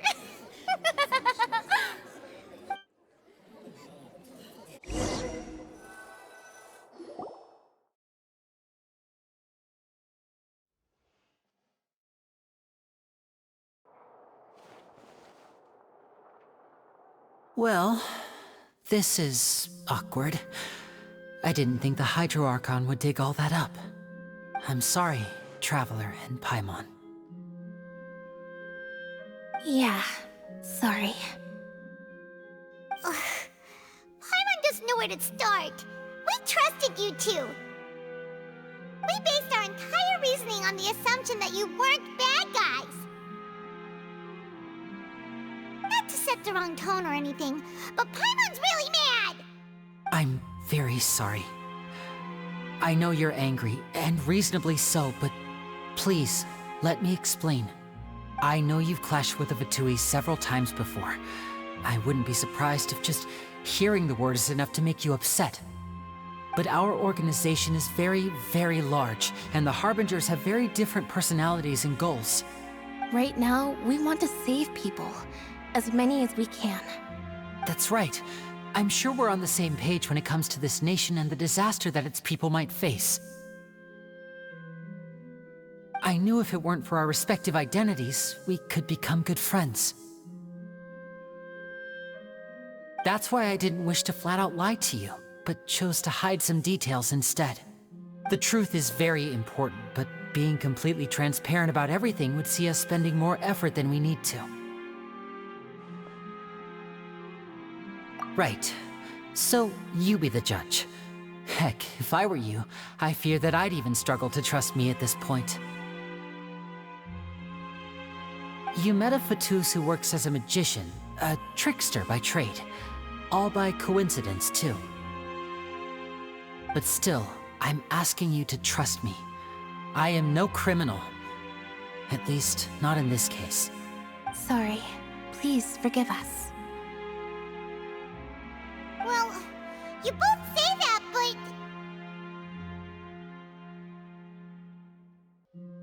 Right. Let's hear your answer first, and no lies now! Of course. I'll answer any question you ask. We've been trying to find out how the Oratrice operates. We want to know why it has a consciousness. Why can it deliver sentences accurately? During our investigations, we learned that the machine's core is beneath it. From that moment on, Lynette and I have been designing this box swap trick, with the objective of getting close to the core. Is that why you needed a whole minute? That's right. In truth, the audience would take about 75 seconds to count down from 60, while I would only need 15 to get to the opposite box. So, after jumping into the tunnel, I accessed the Opera House basement via the vent, and went to investigate the room in which the core is stored. That air vent was created during the construction of the tunnel specifically to execute this step. Well, nothing. As soon as I reached that room and was about to investigate, I heard someone's voice. Which should have been impossible, of course. I was quite certain that I was the only one in the room. That voice seemed to recognize me and tried to speak to me. I chose to err on the side of caution and retreated the way I came. On the way back, I saw the broken vase and the clothes on the ground, but the countdown was almost finished, so there wasn't time to give it any thought. After that, the homicide occurred just as you saw. Well, that explains why you didn't hear the thud.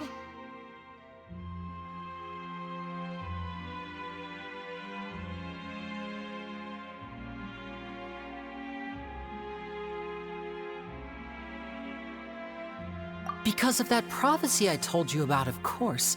We must know all we can about this nation's secrets in order to deal with that prophesized crisis. That's the only way we can save everyone. So, there you have it. The whole truth. I swear, I didn't hide anything from you this time. It was never my wish to proceed under this cloud of mistrust either.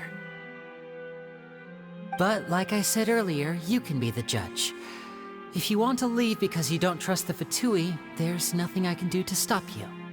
Well, Traveler, you decide. Paimon will follow your lead however you choose.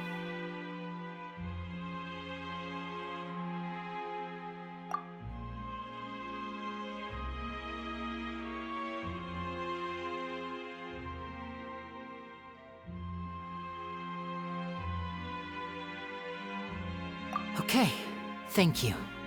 Thanks for giving us a chance. The current problem is that the scales are tipped pretty badly against you two. If we want to refute the Hydro Archon's accusations, we're gonna need a seriously watertight defense.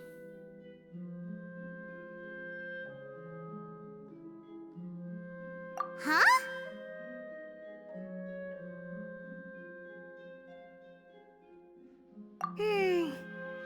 Oh, Paimon thinks she gets what you mean.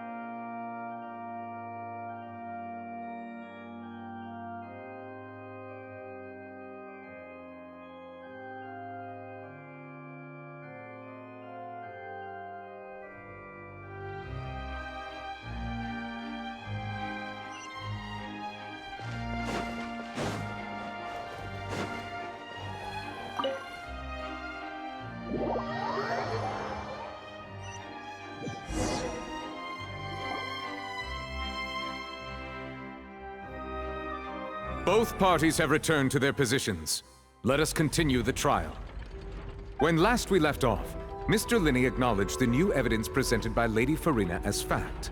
Therefore, Lady Farina may continue stating her reconstruction of the events. Ugh, that took long enough. Now then, if everyone would lend me their attention. At this stage, let's revisit that scene from Linney's perspective.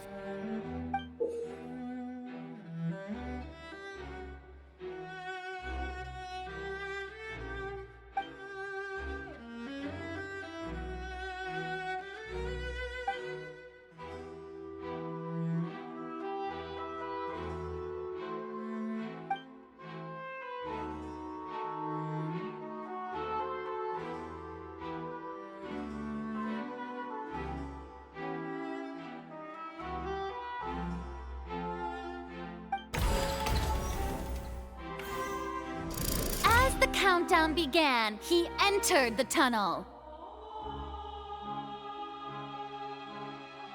When the flatbed trolley passed, he opened the box and got into an altercation with Halsey, which caused the loud thud.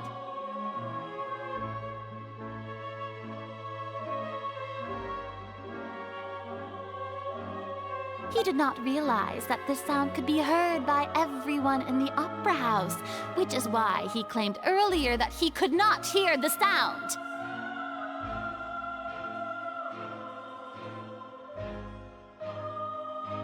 Finally, he used the vase to knock her out, before making her change clothes to prevent others from recognizing her.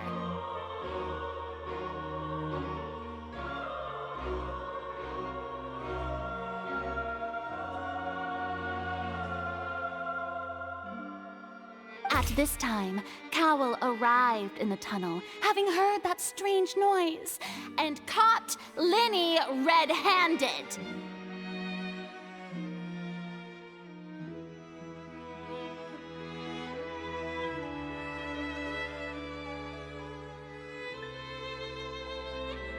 So Linney proceeded to knock him out too before stuffing him into that box.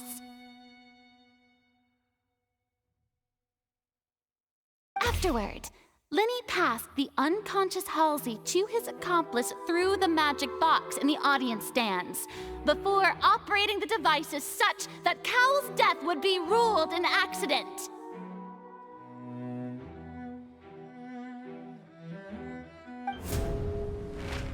And there you have it. That's the truth behind what happened. Does the defendant's side have any objections to Lady Farina's description of the events? The key to refuting Lady Farina is the order of events, what Linney experienced and what he saw.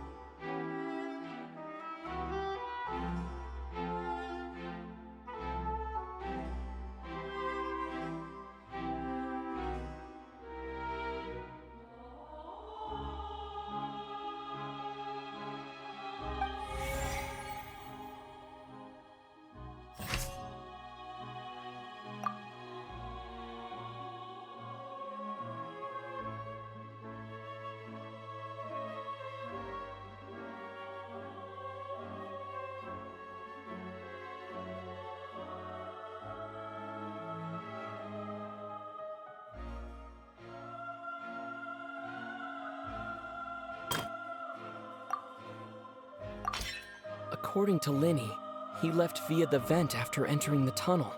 He couldn't have had that altercation with Halsey.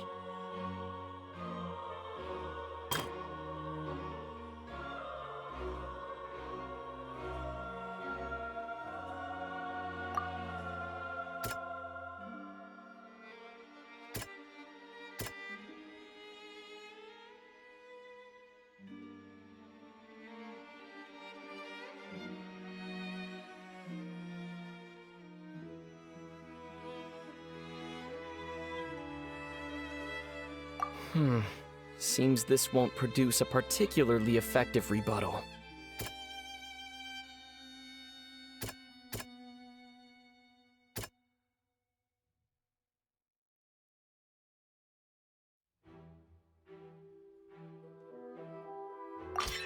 Linny went to the room that contains the Oratrice's core.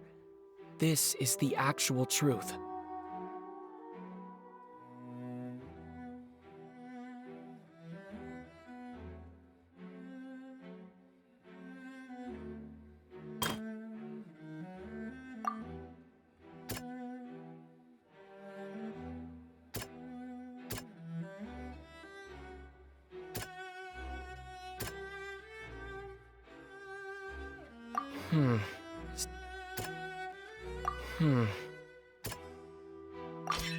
Linny did not take part in the underground altercation. He only witnessed traces of the aftermath. Attention! Ace Detective Paimon has something to say!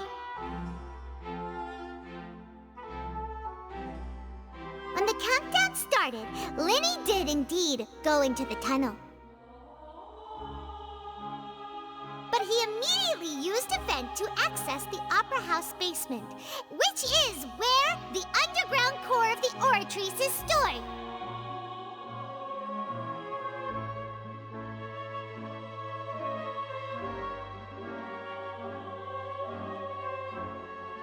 Once he reached that area, he heard a voice in what should have been an empty room. Since he felt something was amiss, he returned immediately.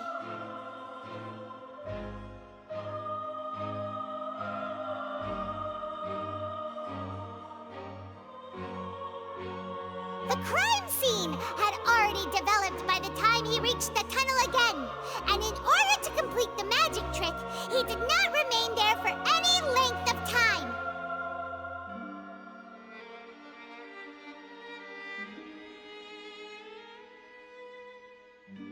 Finally, he reached the surface, and that was when the accident happened from his point of view. Therefore, he's innocent!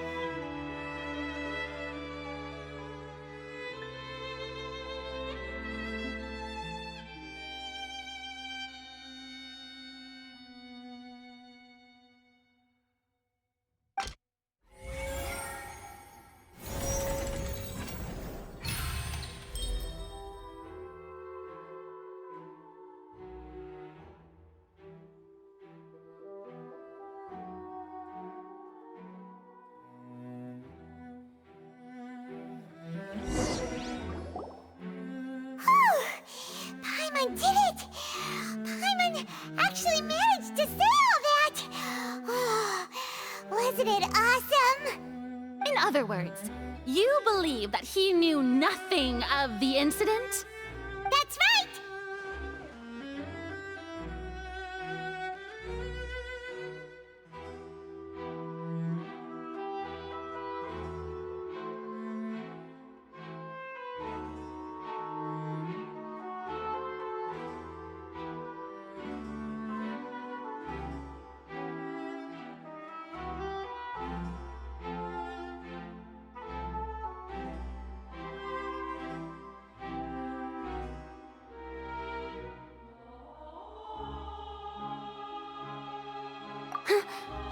My reasoning?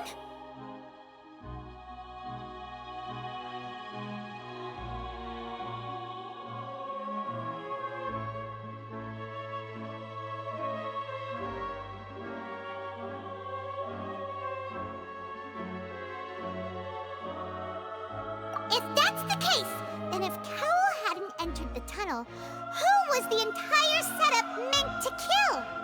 Assuming that what you say is true, Linny only needed to kidnap the young girl to cause a new disappearance case.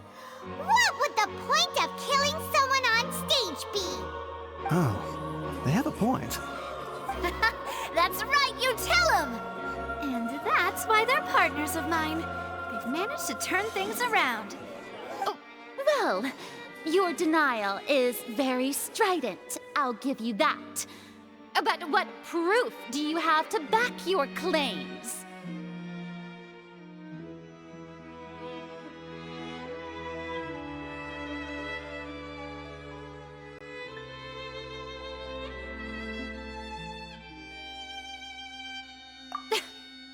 course I do.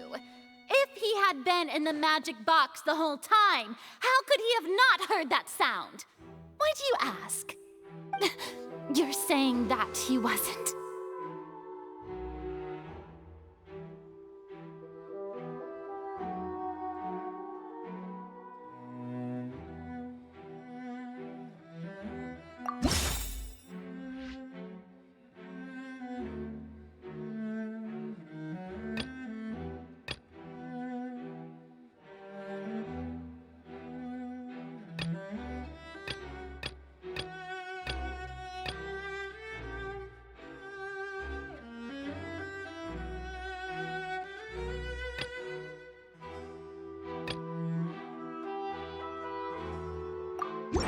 Are you sure we don't need to give this more thought? Paimon thinks there's something off here.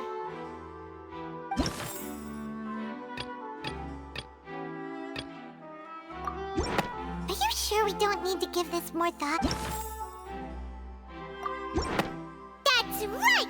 Lenny wasn't in the box or in the tunnel. That's why he didn't hear anything strange during the performance. This means that when the crime happened, Lenny had already entered the basement via the vent. The same clue you used to disprove his alibi has now become the best proof! How do you like that? Well played. To think you'd use such logic. Well then, if it wasn't Lenny who committed the crimes, then who was it?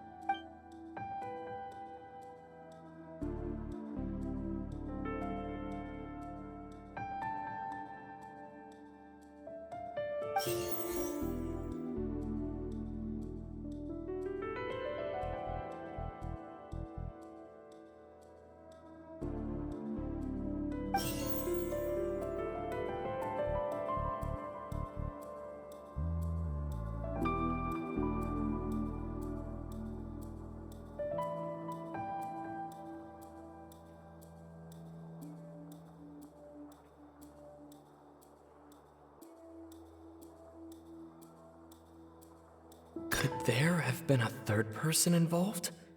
Is that really a possibility?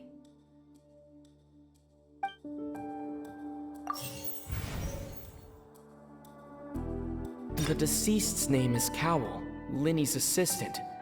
He would have been able to tamper with the equipment. Halsey is the missing person and an ordinary audience member. Or did she have her own scheme all along? The deceased's name is Cowell. Halsey is the missing person. The deceased's name is...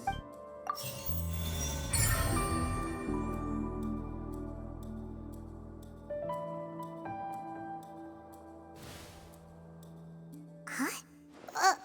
That can't be right. Are you serious? The killer was, in fact, Cowell, the deceased! Oh, is that so? How interesting! Let's hear your reasoning then. What I must do next is recreate the truth. What Cowell did, and how he went from would-be perpetrator to victim. No one entered or left the Opera House through its entrances, so where would the criminal have wanted to take Halsey? The deceased's name is Cowell, Lenny's assistant. He would have been able to tamper with the equipment.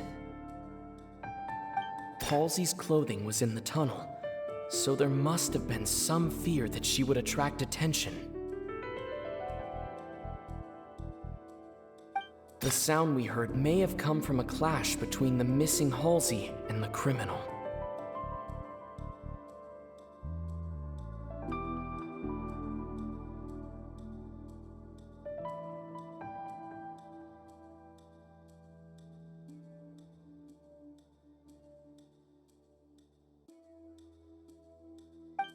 Linny was not in the tunnel at that moment, which gave our criminal ample time.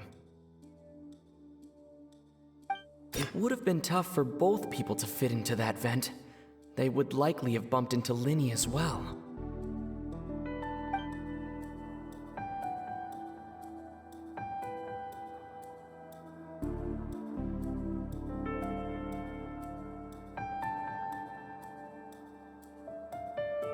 Linny was not in the tunnel. The deceased's name is... Halsey's clothing was in the tunnel. It would have been tough for both...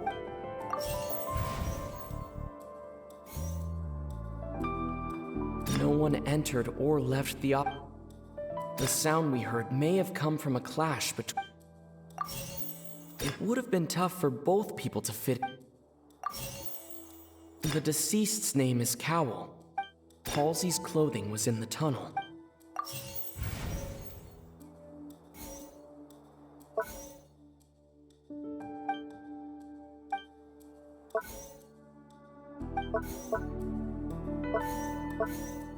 No one entered or... The deceased's name is...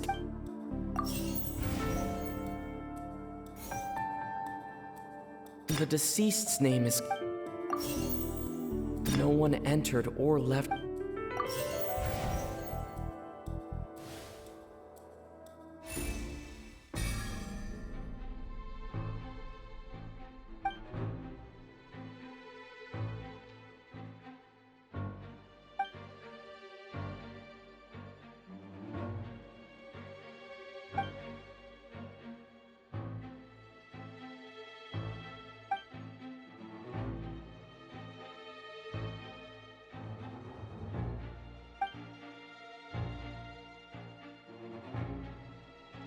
What's wrong, Traveler?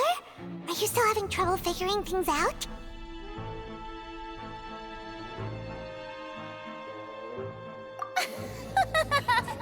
I see how it is. So this was all just a bluff. And here I thought you had something to show for it. But it seems you're still far from the truth. Look, since we're at a dead end, why not consider a different track? Just like the trick as it transpired, the end result must have been utterly different from the magician's initial design. If only we knew how Halsey disappeared.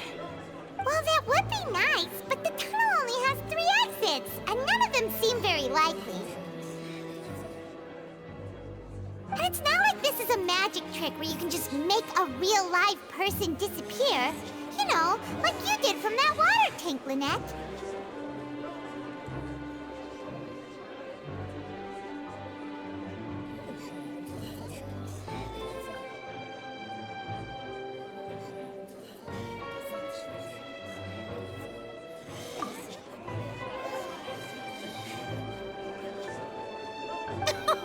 Excuse my interruption, dear opponents, but do you not see that the crowd is growing impatient? There is no greater sin in this opera house than an awkward delay in the performance.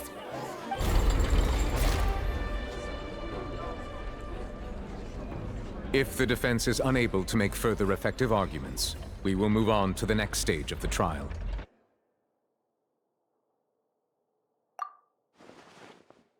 Linny was not in the tunnel at that moment, which gave our criminal ample time.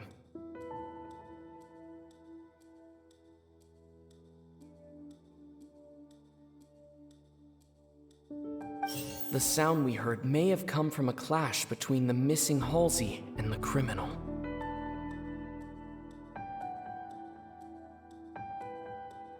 The deceased's name is Cowell. Linny's assistant. He would have been able to tamper with the equipment.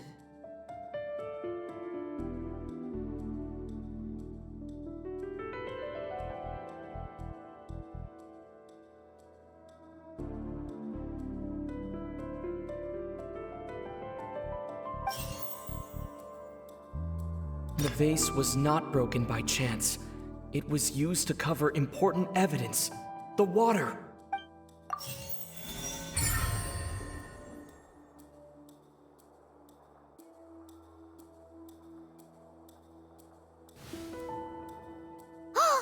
Paimon gets it! It all comes together if Halsey disappeared instead of being kidnapped. Lynette escaped from the water tank, vanishing gradually and leaving only clothes behind.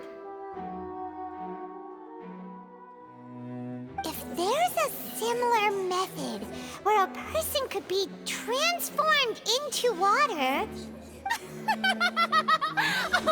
Just a moment, please. I do hope you know how preposterous you sound at the moment. How could a person ever be transformed into water? This is reality we're talking about here, not some magic trick.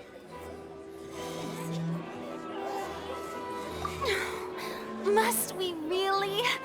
I should think that of anyone. Your friend Linny already knows this truth very well. Magic tricks are ultimately just illusions and misdirection. But Halsey's disappearance is very real. We're talking about two completely different things. Even so, I trust the Traveler's judgment. The truth must be out there somewhere. Perhaps some new line of reasoning may open if we try to gather all the focal points that don't make sense. Since Cal was the deceased, we haven't placed much attention on him. But given that we aren't making much progress with the case, it wouldn't hurt to have a look at his belongings, would it? People really do come up with all sorts of harebrained schemes when at the end of their rope. The way I see it, your suggestion that we broaden the scope of our investigation is nothing but a tactic for stalling the trial. Nevertheless, I believe that this is a reasonable request on the part of an attorney. Since the trial does indeed appear to be at an impasse, I believe that additional evidence may help us make more progress. Guards, please step into the lounge and examine the personal effects of the deceased, Cowell.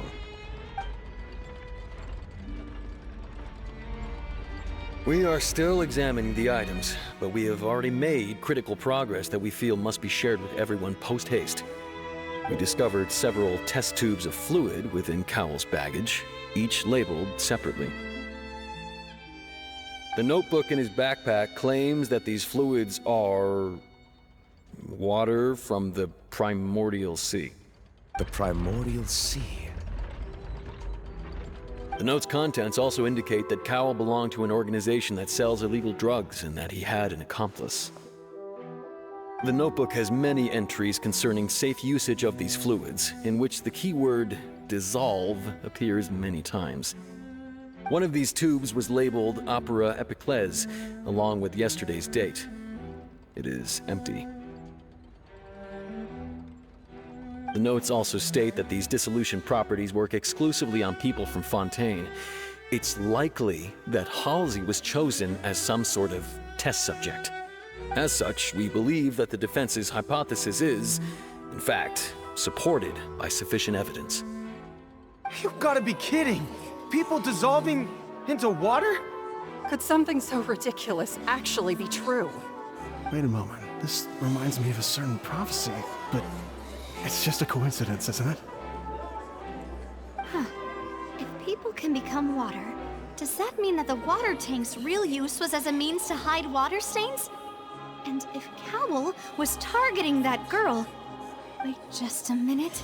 Could that mean... You two, with me, quick! Demoiselle, wait! What about your partners? Let's go. Just trust me. Order! Order! It is undeniable that further examination of the deceased's personal effects has yielded some surprising results, but we cannot yet verify the veracity of these clues. Still, Let us assume that these clues are indeed authentic, albeit with the understanding that Ms. Halsey has yet to be found. Guards, please continue examining the items along these lines. Mr. Linney, it appears your hypothesis is supported by the evidence, so please continue speaking. Of course. Thank you, Your Honor.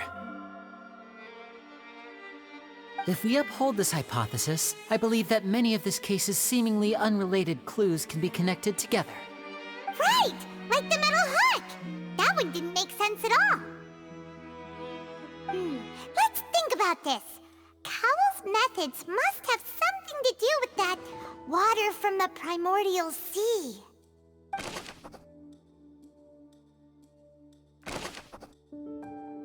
The rope that held the water tank up was lit by the fireworks and snapped. As such, the focus here is on the water and not the tank. The deceased's name is Cow. Now it seems like the hook rope was not meant for another magic trick, but was instead some form of triggering mechanism. The water from the primordial sea should already have been prepped before Halsey entered the magic box. Lynette was in the magic box on stage the entire time. Did she have something to do with this? I remember there was something else within the inner layer of that box. The deceased's name is Cow. Now it seems like the hook... The water from the primordial... Lynette was in the magic... The rope that held the water tank... I remember there was...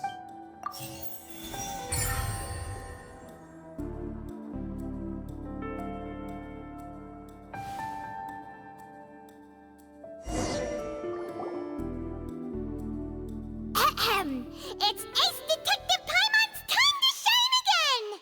In the original plan, Cowell would tamper with the water tank rope and the number selector securing his target. When the magic box containing Halsey was lowered, the metal hook would retract gradually and pierce the balloon at the top of the box. When the balloon attached to the box popped, the water from the primordial seed inside it would pour down and dissolve Halsey. Afterward, Cowell would enter the tunnel and break the flower vase to conceal the water inside the tunnel, with the remaining evidence being covered up by the water tank on stage. But he encountered something unexpected in the tunnel and wound up being fatally hit by the same water tank he meant to use to cover his tracks. Huh. That does make sense. That actually links together a lot of the more confusing pieces of evidence. Oh dear, what do I do? Even I think they sound convincing now. Have I falsely accused an innocent person? What a humiliation. Now, it seems like the only point of contention remaining is the exact circumstances that led to Cal's death. His notes mentioned he had an accomplice who could be related to the situation. On that note, the guards have just contacted me indicating that they uncovered new evidence. I shall now invite him on stage to share it with us. Thank you, Your Honor. We were just inspecting the luggage of the other people involved in this case. And we found an identical sample of the water from the primordial sea among Linny's personal effects. What? That can't be. Oh, I see. Well, how wonderfully comedic to have your own counterattack only to come back and wound you. Does this not clear all doubt?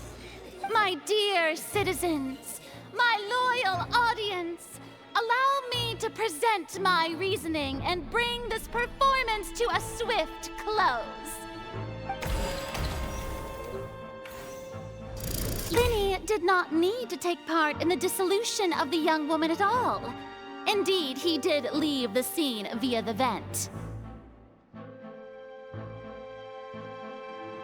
Having made modifications to the props beforehand, his accomplice Cowl then caused Halsey to vanish using the water from the primordial sea. But upon his return, in cruel avarice, Linny desired sole credit and prepared to do away with his partner in crime. Ultimately, he knocked Cowl out, and the tool meant to cover the crime up also became a murder weapon. Now, as much as I regret having come to such a viciously straightforward conclusion, it does seem that the famed Fatui is quite the cold-blooded and ruthless organization.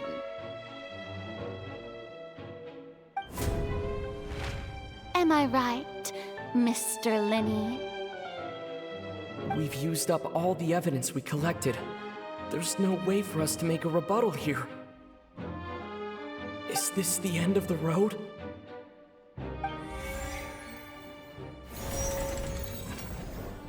Oh no!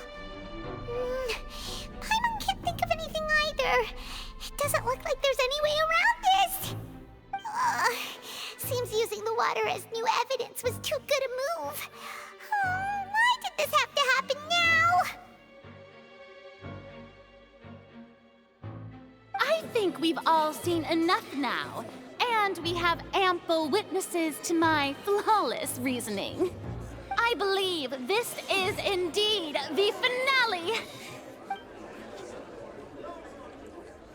Now then, my good, noble Chief Justice, should we not, in your view, Excuse me, everyone, but I must interject. Miss, I must ask you not to shout, and to respect the ongoing legal proceedings. Oh, come on. Don't be hasty. I have a good reason for interrupting, you know. Now, would anyone here like to take a little break from all this debate and see a little magic? I'll show you an amazing trick. One that can bring a young woman who has disappeared back in the flesh, right before your very eyes. Please, do the honors, Mr. Linny, if you would be so kind.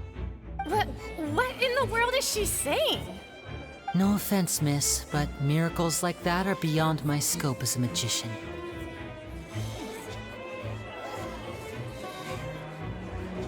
Come on now, don't be silly. Magic is all about misdirection, isn't it? It often conceals the truth while presenting a fascinating illusion. But once everyone believes the illusion, can't magic reveal the truth to them once again? And wouldn't such a trick be the most marvelous finale to today's performance? Come on, Linny and Lynette. Give it another go. Don't worry. Spina di Rasula has made the necessary arrangements on your behalf. But as the magic makers and stars of the show, I think I should leave the final performance to you. I understand.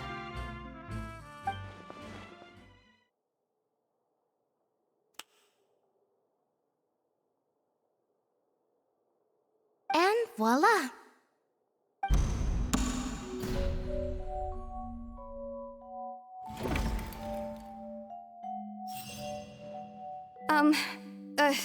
Sorry for the interruption. Wait, isn't that Halsey?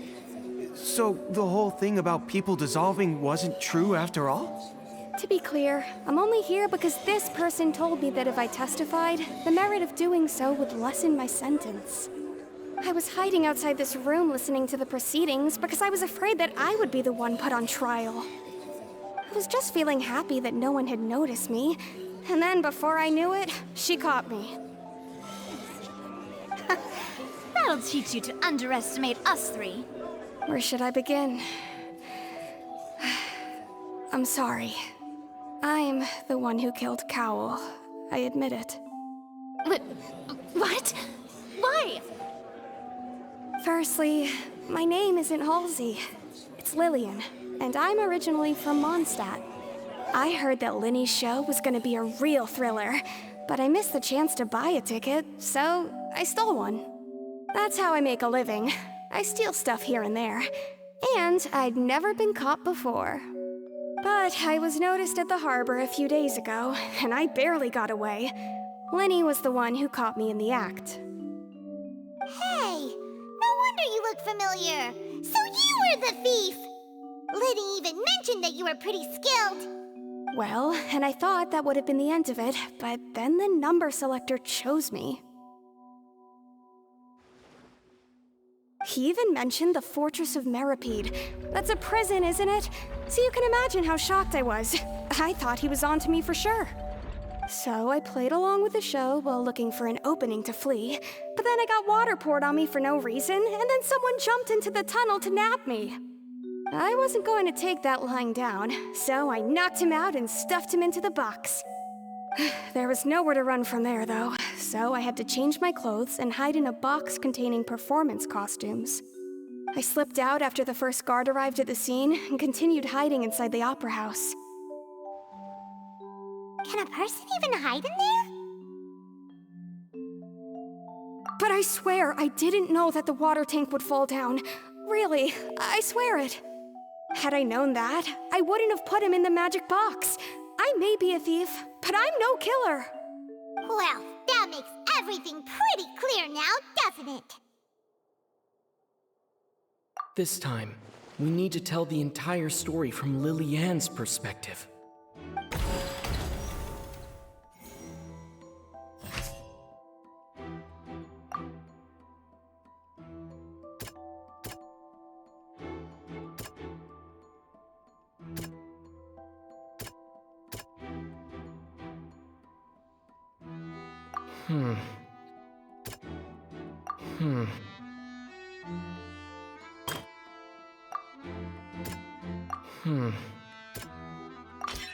The strange sound wasn't from a fight. It was Lily-Ann's attempt to break out when she was frightened.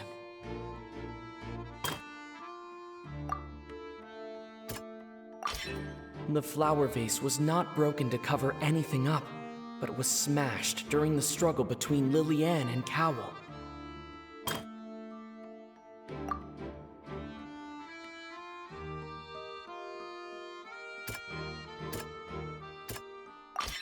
Lily-Ann was afraid that she would be recognized if she left, so she changed clothes and hid, biding her time. Just what one might expect of an experienced thief. And it's Ace Detective Paimon time! Having been selected out of the blue, Lily-Ann panicked.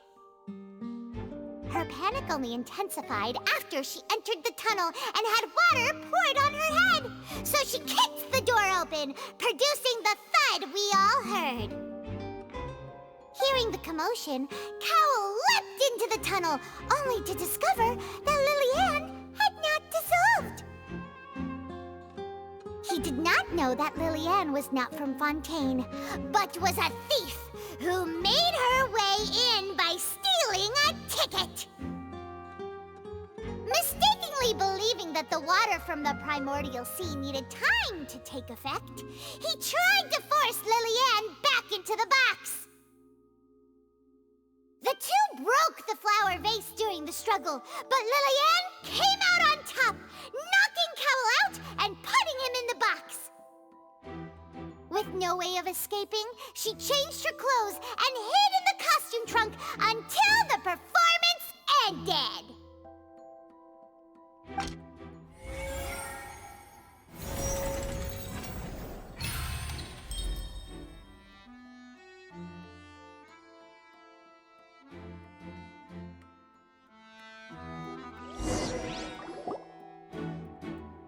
She knew that she would have to go through guard inspection if she tried to leave afterward. So, she has been trapped in the opera house these last 2 days. She had already become desperately hungry by the time we were chatting over macarons. So, she swiped 2 of them right under our noses. Talk about a sneaky thief. At this point, all the events that happened in the tunnel have now come to light. Ah, so that's the whole story. Bravo! Bravo! Now then, Lady Farina, do you wish to speak against the defense's statements? Please answer the question, Lady Farina. Also, if I may add, the trial has not yet ended. As such, I request that the prosecution not leave the room before the proceedings have concluded. What? Are you reading my mind now? No, I have no further arguments. I admit defeat. But really, could you at least have left me with some dignity? Wow, look at that! She's like a deflated balloon now. If there are no objections, then as the Chief Justice of Fontaine, I shall once again repeat the full sequence of events. The actual perpetrator of the serial disappearances, Cowell, selected his next victim from the audience reservation list. With some modifications to the selector, he could ensure that the pre-selected young woman would be chosen. To cover up any evidence while committing the deed, Cowell thought of allowing the water tank to fall, which would conceal the water left behind after the young woman was dissolved. He also tampered with the rope suspending the water tank, using the fireworks at the end of the performance to cause the tank to drop and hide the watermarks. He poured the water from the primordial sea into a balloon during the preparation of the magic box and stuck it to the box's lid. Finally, he passed the prepared hook on a rope through the gap in the magic box's door when bringing the young woman to said box. When the magic trick officially began, the box containing the woman was lowered into the tunnel, tightening the hook rope and bursting the balloon containing the water. If all had gone to plan, the young woman would be dissolved at this time. However, Lillian was not from Fontaine and thus fled the box with a loud noise. Realizing that there was trouble, Cowell entered the tunnel and met Lillian. Thinking that the waters had not yet taken effect, he decided to proceed. However, his opponent was more capable than he thought, and he was overcome, knocked unconscious, and placed into the magic box, and thus became his own final victim.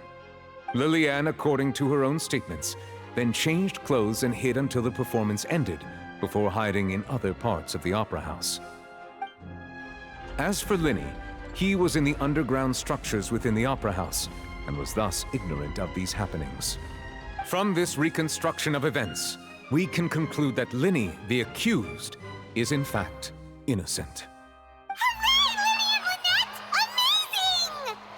While there is much in Linny and Lillian's conduct that should still be investigated separately, this case, at least, can be handed over to the Oratrice to make the final decision.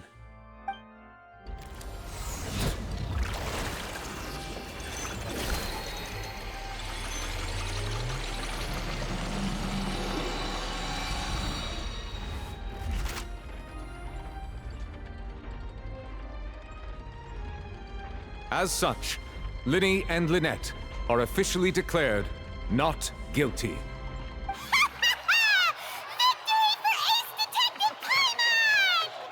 Great work, partners. Thank you all. Thank you so much. Next, I think we deserve an explanation, Guard Vaughn. How did you find the water from the primordial sea in Linny's baggage? Right! Your discovery caused me to make a serious mistake, you know. Or was that not a discovery, but false evidence that you dared to bring before this court? I suspect that the accomplice mentioned in Cowell's notes was not Linny, but you, yes?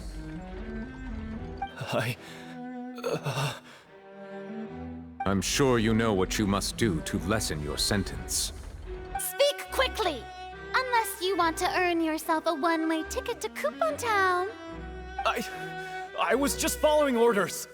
We were supposed to place blame for the serial disappearances onto Linny, and thus cause suspicion to fall on the Fatui. The higher-ups said this was the best opportunity to do so. And now that your plan has fallen through, and the secrets of the water have been revealed, you have become a liability to said higher-ups, yes? Therefore, you would be wise to tell everything you know, and seek the protection of the guards.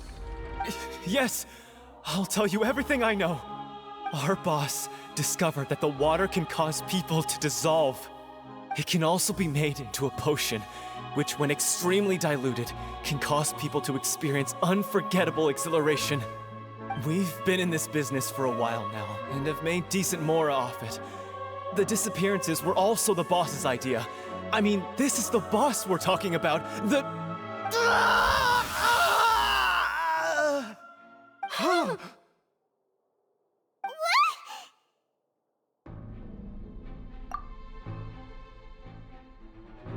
And now he can no longer talk. Such ruthlessness. I shouldn't have expected any less of them. An outrageous act. All present, please submit to inspection immediately.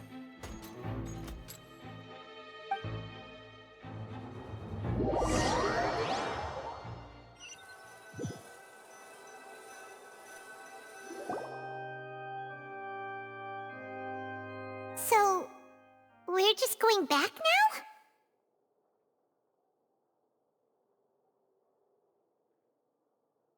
That's true, but... Traveler, Paimon! Please wait. Lenny... I know you may not want to speak to me right now. Maybe you don't even want to look at me.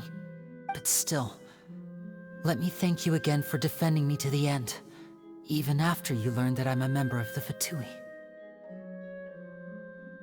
I guess. But regardless, I'd like the opportunity to set things straight. I didn't approach you with any ulterior motives or ill intent. I've spoken to you as myself, just plain Linny this entire time.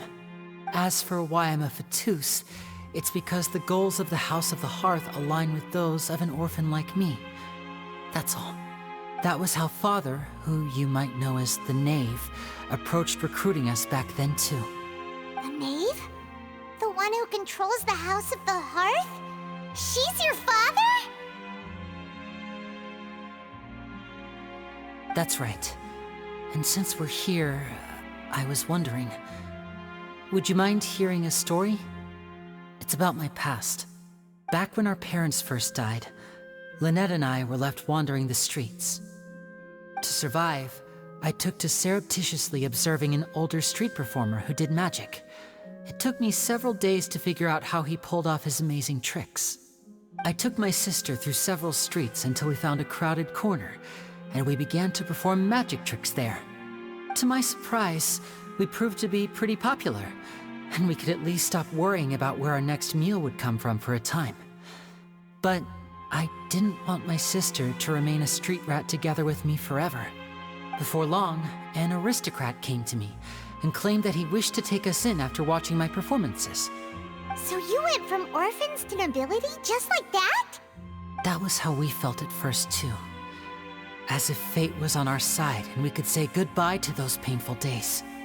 But I gradually discovered that while we were called foster children, he was really after my talent for magic tricks. He would constantly take me to all sorts of banquets to garner attention, which he would then use to expand his social circles. That doesn't seem too bad either. Better than roaming the streets at any rate. It took a while for me to realize just how dark his heart really was. After one particular performance at a banquet, I discovered that Lynette was not on the same return vehicle as me. I waited a long time after we returned home, but she did not come back. I went to that noble's bedroom and asked him about her whereabouts. The answer he gave me was, she caught the eye of the most eminent person at the banquet, so I sent her over as a gift. I mean, you'll be able to perform your magic regardless of who your assistant is, yes? Oh no. So he was gonna... But wouldn't Fontaine's laws deal with such people? As far as outsiders are concerned, this is a relationship akin to adoption or foster care, and they have their ways of escaping the eye of the law. I managed to ferret out the location of the mansion of that so-called eminent person and hurried through the night. But by the time I leaped over the walls, avoided the guards, and made my way in, all I saw was the moonlit ground covered in blood, and the knave standing there in the darkness. So, she'd already taken care of that guy. That's right. She had rescued my sister before she could come to any harm, and had even discovered several girls hidden in a basement, all of them orphans. Father, I mean, the knave, might have seen something in me, and so she made me an offer. The House of the Hearth welcomes you, for your interests align with ours. Here, none will ever betray you. Indeed, betrayal shall never be permitted here. I was hesitant to trust her. I mean, I had just been betrayed by nobles. But she was also quick to destroy the noble who had taken us in at first, giving us back our freedom. Oh, so that's how the two of you joined the House of the Hearth.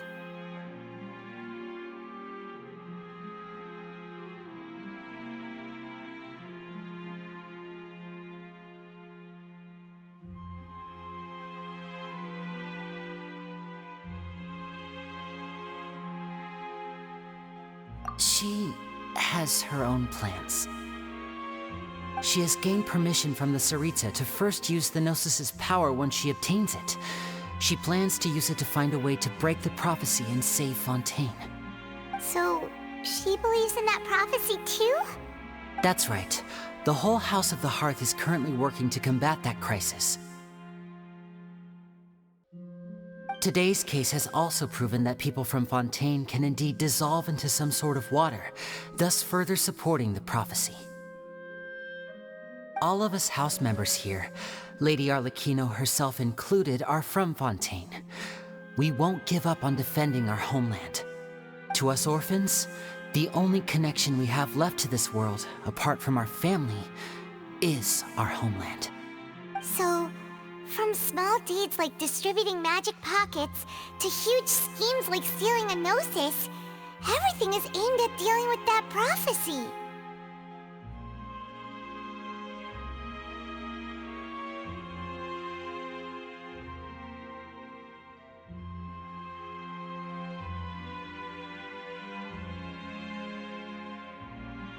It's all right.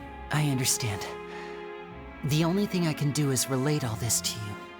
I just hope you can understand that even as a member of the House, I have never stopped making my own decisions, and that I believe what I'm doing is right. If you should need anything at all in the future, feel free to find me. I will do my best to help you, as plain Linny.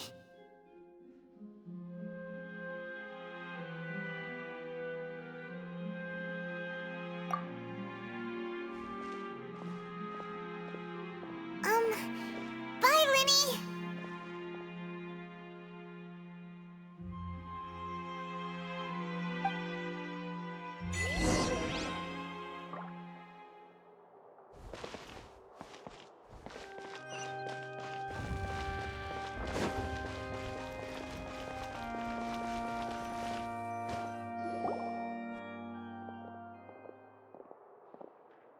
Hey there. What was with the disappearing act you pulled right as the trial ended? Were you looking for us, Navia? Well, this whole thing isn't exactly over, is it? I do feel that we're getting closer to solving the serial disappearances case, though. Don't you think so, too?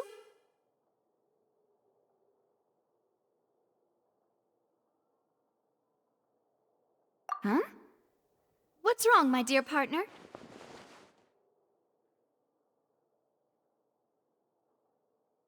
Besides, are you sure we're the ones who can crack a case that's been cold for decades now? And given that there's new evidence from the trial, there should be a trail of breadcrumbs for the Hydro Archon's people to follow now, right? Ah. I see. Well, I won't lie. I'm a little shocked to hear that from you. But I suppose you are just travelers who have only arrived in Fontaine after all. Sorry. I might have been too presumptuous. Don't say that, Navia. Ah, and we were having so much fun investigating with you, too. It was like having new waters flowing into a stagnant mire, causing new hope to spring forth, and the reflection in the murk to become clearer. Well, sorry about that. I'm a bit prone to nostalgia. Don't mind me. Wait, shall we have a farewell meal? You know, to commemorate our time as partners? Huh? Do we really need to get that formal? Well, guess you really did treat us as partners, huh? Well, I'd just like to have a proper ending to every important memory. That way there are no regrets later. Anyway, it would just be a meal, so it shouldn't take up too much of your time.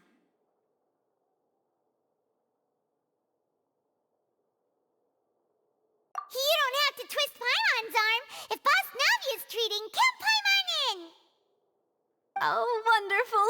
In that case, why don't we return to the Court of Fontaine and head to the Hotel de Boer? I believe we'll make it just in time for dinner. All right then, let's have our farewell meal!